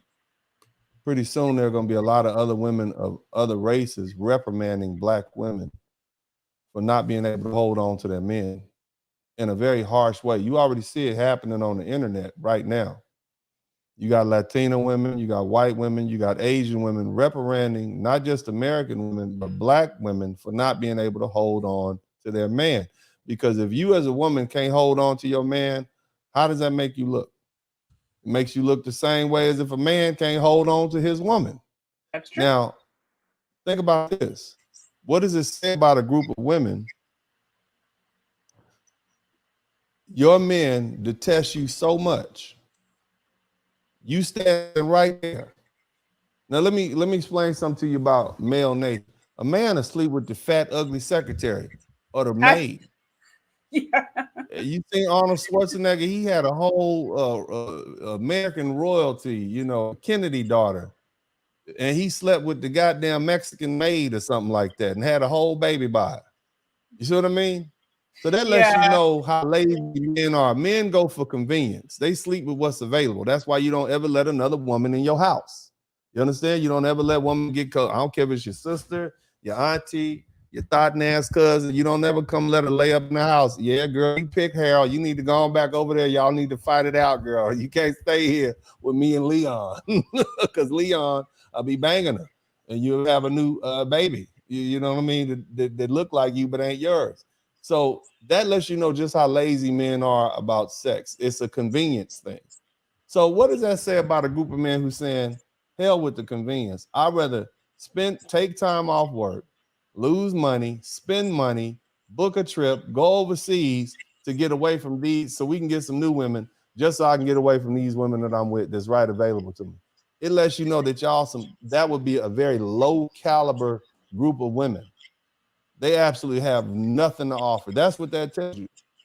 When men choose inconvenience for sex over convenience, that's a bad sign. That's bad. But the ladies, they don't believe fat meat is greasy. We could just shame these guys back to the plantation, or he doesn't know what he's talking about, or who told him? I've never had a problem with women. Black, white, whatever. I'm telling you what the brothers are telling me. Okay. Just speaking on their behalf. I'm telling you what they're saying. And this is where they are. The plumbers, the electric, the pilots, judges, All men saying the same thing. White men are saying the same thing too. They went off to Thailand. Look at what's going on in Norway. Those Yeah. men, they running off to Thailand getting those Thai women. Western women have a problem, but at the tip of the spear are you lovely ladies, because y'all are the biggest ones that don't listen. Not you, like I said, you married, but they're not listening. And so that you know what happens when you don't listen, you suffer. Praise God. Anyway. Well, and you said, and that makes sense because I was going to ask about the other cultures because the passport bros. I know this is that if I'm not mistaken, is primarily Black men, but you certainly have men of other nationalities who are complaining about the same thing. So you're saying this is an issue that is in the West, but Black women happen to be leading the charge when it comes to this toxicity that a lot of men in the West feel like they are now having to run from. Well,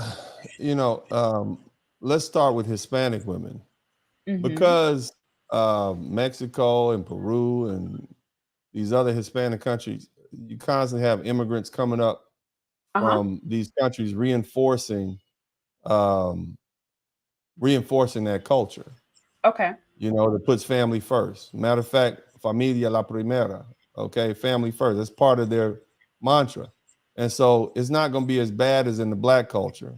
We don't have West Indians and Africans constantly coming over here reinforcing our Black American culture and saying put family first. We don't have that. So it's slowly becoming diluted. You got people following Instagram thoughts and TV shows and developing their mantras and their way of thinking from that, as opposed to Big Mama, who's now dead. Y'all stop listening to Big Mama. You see what I mean? Y'all, you can't, ain't nobody on here can cook. You don't know how to clean, not like Big Mama. You can't clean chitlins, greens. You don't know how to fry a pork chop. You don't know how to make jack mackerel. You don't know how to do any of that stuff. You might be able to pour a bowl of cereal, maybe. Oh, you see what I mean? But what I'm trying to say is you've lost that connection. You've lost that connection. And again, when I say you, of course, sister, I'm not referring to you, but just generally speaking, this is what the men are saying. You're not fit to be wives and you're not fit to be mothers.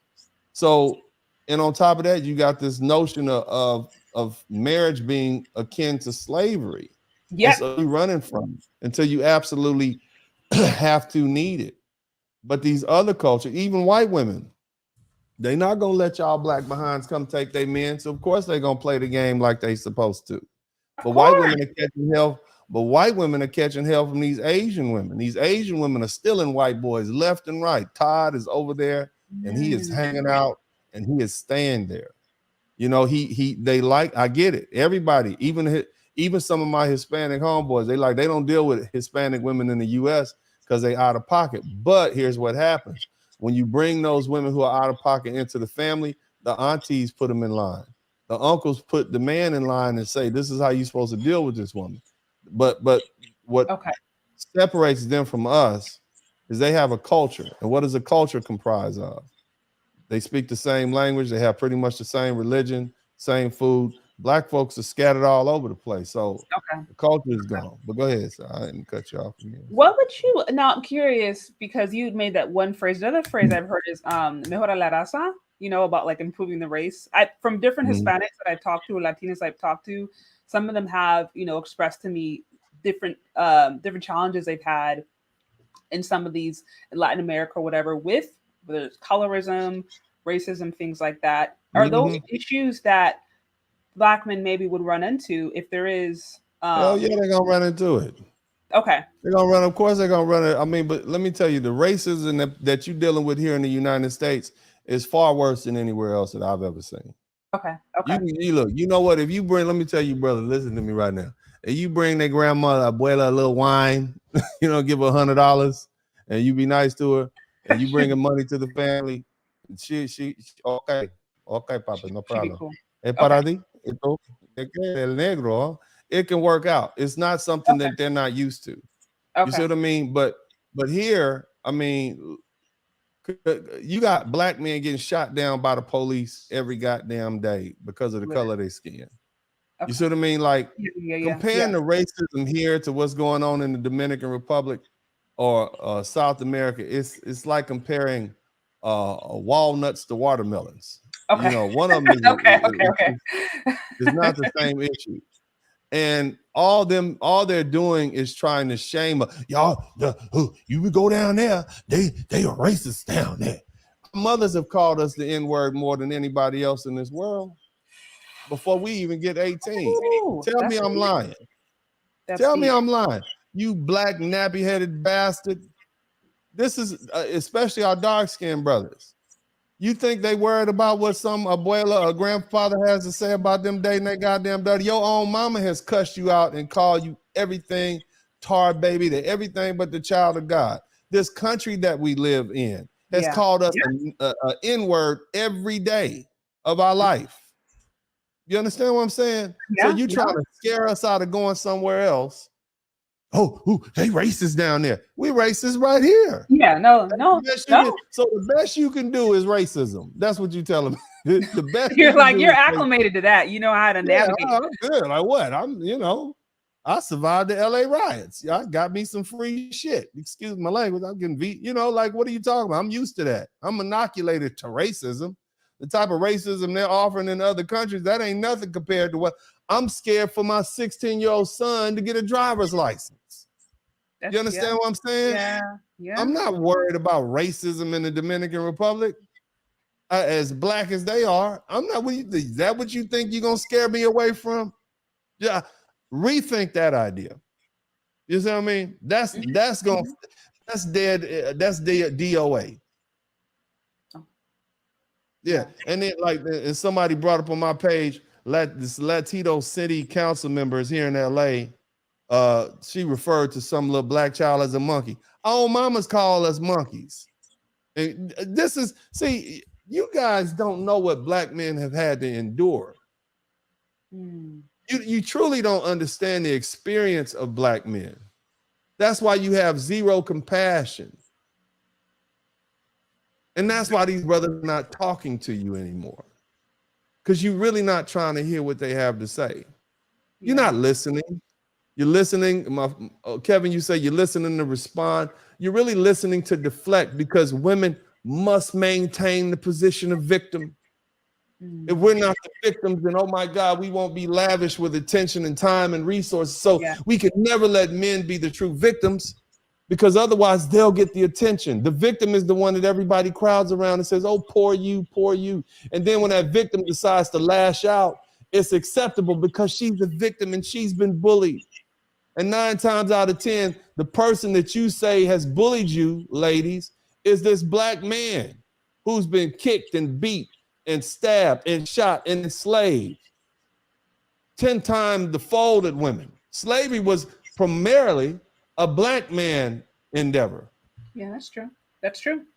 Yeah, it was. They didn't start bringing black women over to the United States until 1808, when they needed to get the breeding farms, because they needed more Negroes. But for the most part, slavery was something that black men endured. All the hardships that here's the funny thing. It's tragic.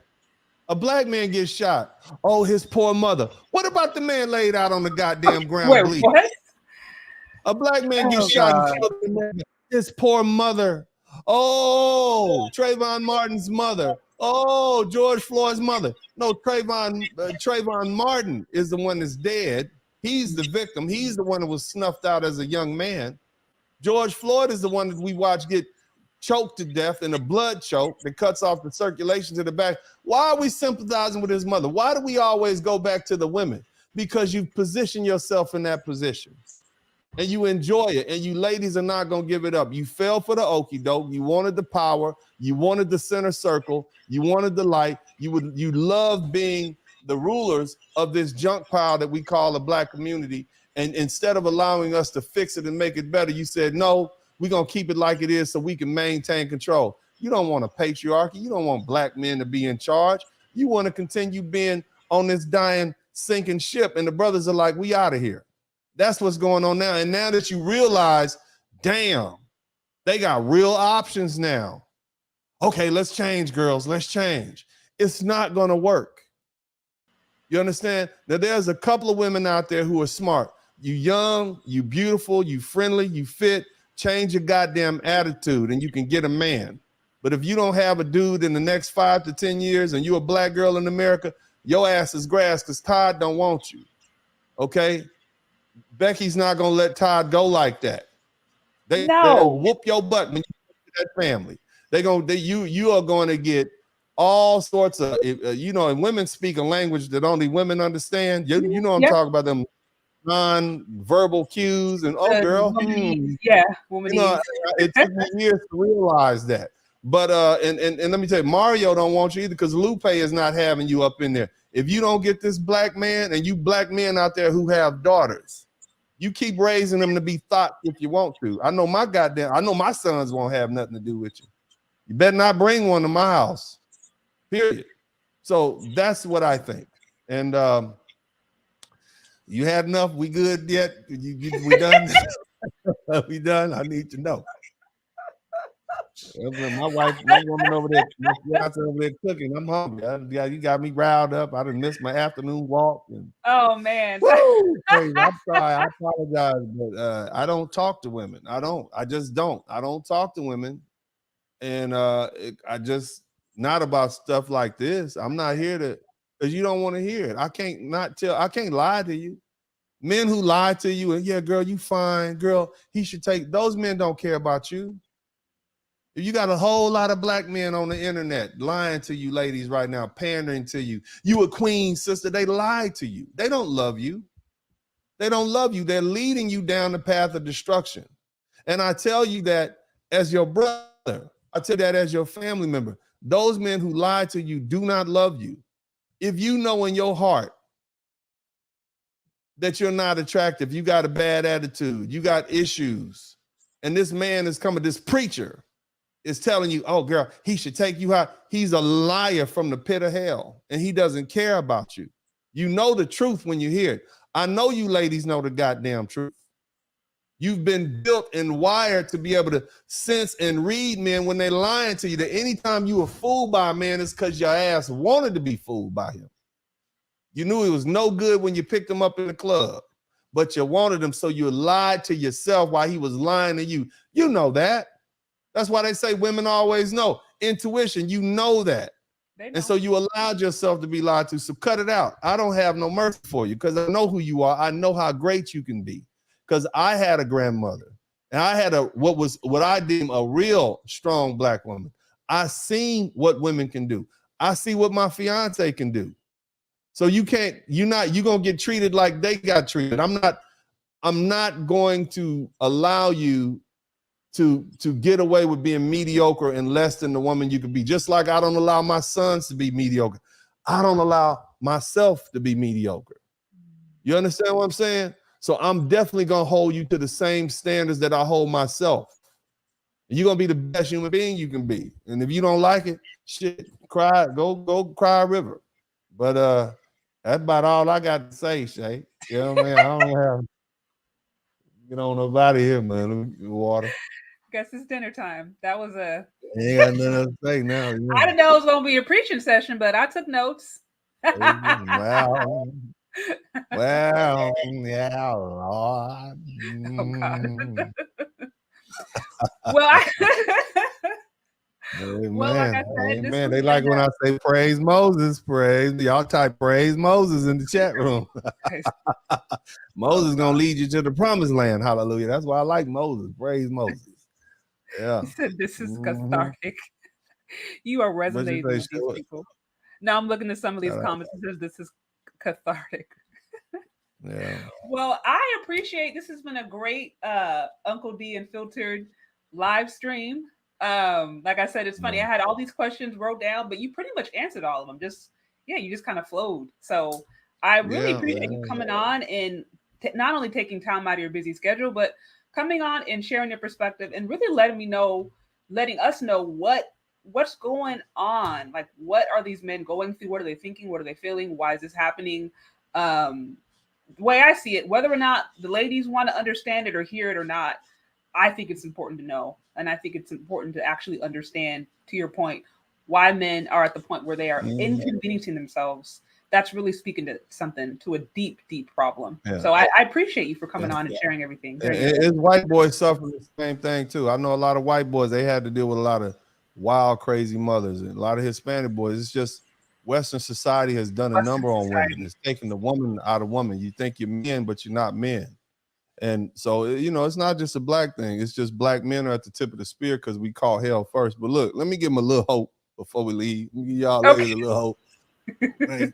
Well, a little bit. Okay, you got a slim chance, in my opinion, based on what I've seen. If you got a good man, you need to hold on to him. That's my thing. Now, the problem is a lot of you women don't know what a good man is. You think a good man is 6 feet tall with a six-pack, and is hung like a Shetland pony. That's what you think a good man is. But a good man is somebody who cares about you and loves you, tolerates and deal with your ugly, mean self in your worst moments. That's a good man. But don't test that too much because you don't want him to turn out to be you don't want to treat him like a dog because you wouldn't even respect him. Mm-hmm. But you need to learn to recognize what's good in front of you when you have it in front of you. And that's a lot of women don't do that. And that's why a lot of you women, you think, oh, I get another one. And after a while, another one don't come. And then you end up by yourself. You see, you need to stop being greedy. That boy belongs to some other girl. That man belongs to some other. Just like you go to the store, you buy nice clothes. You can't get all of that. Some of them clothes, them pretty clothes, what you call it, Forever 21 at the Walmart for some of y'all. Some of them clothes belong to somebody else. That extra meat belong to somebody else. Let her come pick that up. You know what I mean? And find you a good man and sit yourself down. Sit yourself down and recognize family is important. It's family. Let me say it again. Family is the most important thing. If you wasn't raised with a good family, go off and make your own. That's why your Lord gave you that thing between your legs. That's for the men. Family. You understand what I'm saying? And when you focus on family and you put family first, things begin to work out. Not your own individual self, not that big ass ego that told you could be a model. Not that. Family. You see that? Do you want your sons marrying a woman like you? Ask yourself that. If you could say no, well, then you know the choices that you need to make. You understand what I'm saying? Do I want my daughters marrying a man like me? Yeah, the man I am now. Not the man when I was going through that BS for that 10 years when I was realizing, all the money and my opportunity I had. Leave these passport bros alone. They not ready. They're not going to do that forever. They'll be back. They might come back with a different perspective. They might come back saying, hey, I know my value because I've been traveling overseas now. My eyes are open. You're going to have to treat me a certain way. That's going to be the problem because they're going to make you step your game up. That's what happened to me. And they're not going to take nothing less. And you're going to be by yourself if you can't. So what does that do? It puts some work on your lazy behinds, lady, because you're lazies. You ladies are lazy. You don't want to be women. You want the attributes. You want the stuff that comes along with it, but you don't want to do the things that women do. You don't want to do the things that wives do, but you want men to still do the things that men do. But yeah, if you're willing to make those changes and be the best human being you can be, it don't matter how much you weigh. Let me tell you like this. If you a big girl, but you a sweet girl that cooks and cleans and nice, you can have a man. You could be a skinny girl, but if you're a skinny girl that cooks and cleans and nice, got a good attitude, you can have a man. You don't have to look like a dime. You don't have to be beautiful. Of course, that's a wonderful thing, but a man taking care of you and providing these comforts for you, you will look like a well-kept woman. That beauty comes along. I tell my lady all the time, them dudes hit on you not because you're pretty, it's because you look like you well-kept. You see, a woman that's well-kept has a whole different vibe about her. Men are attracted to that. They don't even understand why. It's the same reason men want to kind of be nice to pregnant women. They don't know why, but that's the nature of men. You understand what I'm saying? We want to take care of women. We want to provide for women, but we don't want to provide for a woman who wants to be more manly than us. You understand? Manly women don't get manly men. Manly women get effeminized men. And so if you're dealing with a manly man, you're going to have to fall back into your feminine position. Otherwise, there ain't going to be nothing but fights in the house. So yeah, Embrace being the best woman you can be. Be a feminine woman. Be a sweet woman. Be a nice woman. Don't matter. I disagree with Kevin. I like heavyset sisters. You know, you're a little chunky, around 170. I work with you. You see what I mean? My lady, she don't like me telling her. She about 160 now from lifting weights. You know, I like that. I like dark-skinned sisters. My first wife was darker than me. So all that goes out the window when you're a feminine, sweet woman. You understand what I'm saying? Mm-hmm. You hear me out now. Y'all think I'm telling you the truth. But, you know, if I got to do, hey, of course I want the best I can get. But what I'm saying is, you have everything you need. It's your attitude that's the problem, man. But anyway, that's all I got to say. I'm out. Thank you, Uncle D. You're welcome. God bless you. Praise Moses. Hallelujah. I'm exhausted over here. Lord Jesus. All right. Well, you have a good one. Enjoy dinner. It sounds like you have a show tonight. Is that what I saw? It says y'all got dinners warmed up for tonight's show. I ain't doing nothing. This is my show. This is what y'all get. Y'all get the likes up. That's all the show I'm doing for today. I'm done. I got to get back to work. All right. All right. God. Well, thank you. I'm telling y'all the truth, man. Look, my page. Look, some people on my page, man. Look, I don't talk to women. Okay. Y'all know I don't talk to women. This is what they want. I'm telling the truth. I do, girl. She can be a little thick. Man, I don't mind that, man. A little jelly. This winter's coming up, baby. You know, I don't mind. You know, I'm a big man. Of course, I like a nice, solid woman. You know, strong and husky and healthy. And big girls know how to cook. Skinny girls can't cook a goddamn thing. Up there burning water, overcooking eggs. And I like it. It's the woman. It's the you know. Are you a woman? You know, that's man. It's always good to have superficial as some of the young brothers. You know what I mean? I'm older now. I know what's really important. And that's the camaraderie and the family. And you want somebody that can help keep that house peaceful. You want to find disruptive, angry woman in your house, or you want a woman that's sweet and nice, you know, yeah, you know, you don't want no big wide back though. You don't want no big old, you don't want that. But what I'm saying is there are other things that are more important when you become a mature man. That's my opinion. You know what I mean? But other than that, God bless you. I appreciate you, sister. And as I always tell the people on my page, this is Uncle D, and I'm out. Thank you. You have a good night. All right. Thank you. Well, thank all of you guys for hanging out and for a session of Uncle D Unfiltered. That was very interesting, and I learned a lot. I learned so much more about the Passport Bros and just a lot of the different concerns and thoughts and experiences that are really encouraging these men to go, or pushing these men really to go abroad. So whether or not you guys agree, disagree, thought it was good or not, nevertheless, this is what men are thinking. This is what a lot of men are going through. And I think, especially for us ladies, if you do want to see a change, or if you are that small percentage who doesn't want to get caught up in thought culture and all of the negativity associated with that, it's important that you take in the hard truth, or at the very least, hear where men are coming from and then move accordingly. So this is why I think it's really good to have these conversations. This is why I think it's incredibly important, especially for ladies, to learn how to just listen, learning how to listen and making it more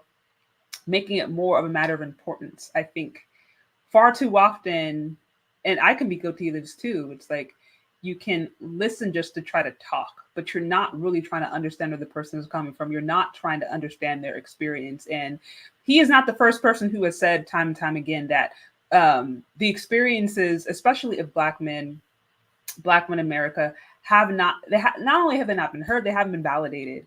And I think you do that over and over and over again, then people are going to naturally react. And they're going to naturally get to the point where they're going to go to somebody or go to a person or go to a culture where they can feel validated, where they can feel like they are heard.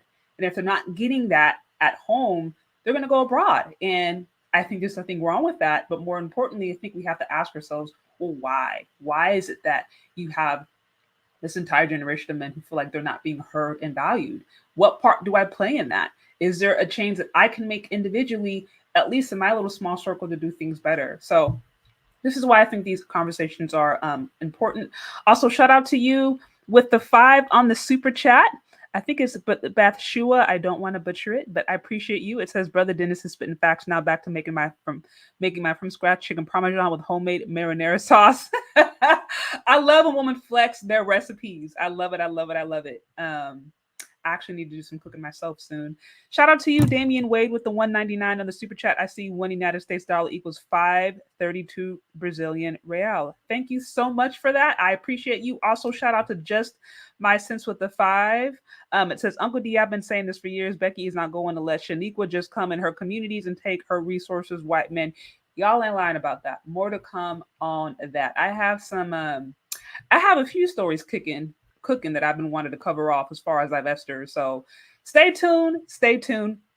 Says, or not just divestors, but just swirling, interracial dating, and all of that, and everything that is associated with that. So that's what I mean. Shout out to IBM Maverick. It says, the most tragic thing is that our sister, mothers, aunts walk and live right next to us, but have no idea the scars we have endured. Yes. I mean, honestly, I think the most disturbing thing about this entire conversation is when he mentioned how a lot of these experiences are being born out of the experiences these guys are having with their mothers and their sisters. And that's very sad, because I think now I'm not a psychologist, but from what I understand, I've heard it you hinted at that, like, people basically naturally they're going to gravitate towards people who are like their parents. If they have a healthy relationship, if you have a healthy relationship with your dad, you may choose a partner who in some way, shape, or form can mimic or can have the characteristics like your father, or vice versa. Like, in a healthy setting, that is what people do. They're going to naturally gravitate towards what they grew up in, because it's like home, it's safe, it's familiar. But if that has been broken down, and home for you was a place of toxicity, home for you was a place of trauma, home for you was a place of heartbreak, you're going to have this breakdown. And the fact that he said, these are countless men who are coming with these experiences of, yeah, I started seeing this at home by the way I was treated by my mother and my sisters and the women in my family. That is a huge L. That is a huge L. And I mean, like I said, there's just in general, the Black family definitely has a lot that it needs to reckon with. And we've heard over the last few decades, we've all heard the complaints and the different negativity and the different issues, right, that Black men have brought. We've heard this for the last few decades, but there hasn't been a lot of time or really a lot of reflection on also the damage that women have played in the Black family, because it's like families are made up of individuals, men and women. So both have to be willing to make a change. Both have a part to play in it. And if women, like I said, part hasn't been acknowledged, if it hasn't been addressed, it hasn't been called out, no wonder you have people doing what they're doing now. So that to me was, I think, the saddest, to know that these men have come to these conclusions largely because of the experiences they've had in their family, and then seeing that be reflected in the woman next to them. I mean, honestly, it's quite sad to me as a Black woman. That's really sad to hear. Shout out to you again with the shoe. It says, while these females are hoping to get zaddy and live in their truth, I'm about to start making dinner. Chicken parm is on the menu. Winter is coming. That sounds really good. I'm actually really hungry. Shout out to you, MJ, with the 1999. It says, shout out to all the blue collar men making $42K, plumbing, fixing ACs, and doing repair work. Your foreign woman will appreciate you. I agree. Shout out to all of the cash apps. And yeah, shout out to all you blue collar workers. I don't understand. Like, one of my best friends is married to a truck driver. He treats her very well. She went through different surgeries and different things, and he was able to provide a stable home for her.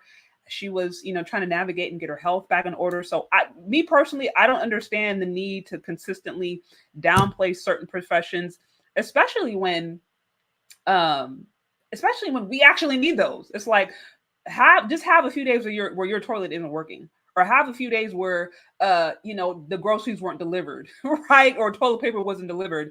Like, all these jobs that we can so easily undermine or just kind of look down upon, we depend upon them every single day. And without them, then a lot of us would be struggling. So again, I totally and completely agree. Shout out to all of you guys, plumbers, all that work, because without it, without running water, without a toilet to flush, without, you know, the food being delivered, all that kind of different stuff, we struggle. So I appreciate that. It says proud pick me here. Shout out again to you, Bashu, with the 5 on the super chat. It says proud pick me here. We need protection from the winter. I'd rather be a submissive wife than be out here on my own. Winter is coming. Shout out to you again, y'all. So, and shout out to Chantel Simone. I don't know if you're still here. It says great conversation, y'all. Cough hair channel. Okay, so really quick, stay tuned. I actually have something I'm gonna try to drop over the next day or two about my hair regimen, because I know that is, for whatever reason, my hair has been a topic of conversation. So I have some content dropping just about like just different things that I do to condition it. Just stay tuned. I don't know if I'm gonna do the channel yet. I go back and forth about the channel, but I'm gonna do some posts, and then if I get enough feedback, then maybe I will slide through and think about starting a channel for hair and maybe cooking or stuff like that. I don't know. Shout out to you, Bashu, again with the 5. Shout out to you, Bashu. You coming through with the support. I appreciate it. Your Parmesan, I'm sure, is really good too. So I think I got all of the. I think I got all of the. I got everything. Y'all let me know if I didn't. But yeah. So this has been, like I said, this has been interesting. You saying like you see for that issue about how relationships are ruined because of men's upbringings. Oh, I see this one. It says, Shay, I'd like you to see explore this issue about how relationships are ruined because of men's upbringings under abusive mothers. That could be actually a really, really interesting conversation. Yeah, that could be really interesting, because that I think there's so much stuff that Uncle D said that was funny and a little shocking, and also made me think. But yeah, I think that would be something to unpack for sure, how a person's upbringing, their mother or father, how that can impact the relationship moving forward, for better or for worse. Generally, men that I know who have really healthy relationships with their mothers, or really love their mothers or respect their mothers, maybe find it easier to navigate in certain capacities, and vice versa. But again, I'm not the expert on this. Maybe I can get an expert in on that topic. Stay tuned. Could be a good one to cover off. Hair today, gone tomorrow. Wait, I don't get it. But yeah, like I was saying, a few people were asking me about my hair regimen, so that was the whole point. Oh, hair today. Oh, is that like is that like a spinoff of the saying? Okay, y'all, I'm slow. Anyways, I'm trying to think if I have anything else. Oh, I haven't posted it yet, but I do have a live happening tomorrow with I don't know if you guys are familiar with I Am Security Boss. She is a lovely content creator online. She's been married, I think, for almost 30 years, Black woman. And we're gonna have a fun discussion. So just stay tuned. I need to schedule it, but it's gonna happen tomorrow, I think around 5:00 my time, 8:00 Eastern Standard Time. So it should be good. I'm trying to think anything else. If you haven't already, hit the like button, share it. You guys, likes are free. Show support to the show. Become a channel member if you haven't. You can do so for as low as $4.99 and get access to exclusive content. Be sure to hit the notification bell so you are notified each time I go live. And I think if nothing else, let me see, a channel on a hair cooking will be cool. Oh yes, okay. So I got a few people who are in on a hair and cooking channel. Okay, y'all got me thinking here. I mean, look, I feel like I'm steady trying to grow this channel here. So can I handle another one? But okay. I'm gonna keep that in the back. Or maybe I could do like a Patreon. Maybe I could do like a hair cooking Patreon or something. Okay, I'm gonna think on that. Yeah, Kevin Samuel. So, okay, I actually was thinking about, interesting you say that. I was thinking about doing a panel on just like motherhood, like Black motherhood, period, and really unpacking that. I've kind of had that in the back of my mind. I just haven't like put it on schedule, and was trying to think about the best way I want to do it. Like if I want to bring on a couple of different Black mothers, if I maybe want to do a one-on-one of my own mom. So I've been thinking about this idea. So I will maybe I'll write that down and maybe think up some different ways that I want to approach this, because it does sound like there's a lot to unpack there, especially mothers with sons, Black mothers with sons. A lot to unpack there. So anyways, y'all, this has been fun. This has been really good. I need to eat and also get dinner started. So I'm going to head out. But thank you guys for hanging out with me in Uncle D. Y'all heard Uncle D Unfiltered. If that was not your first time ever hearing him, now you know what you can expect to this channel. So I know for some of you lovely ladies, it may have been a little hard to hear, but even if the words are hard, try to understand the sentiment. And eat the meat, spit out the bones. Take what do they say? Take what you can apply, throw out the rest, whatever. But I think we should just learn to listen. Anyways, that's what I got. And yeah, guys, I think we're gonna talk later. Okay, bye.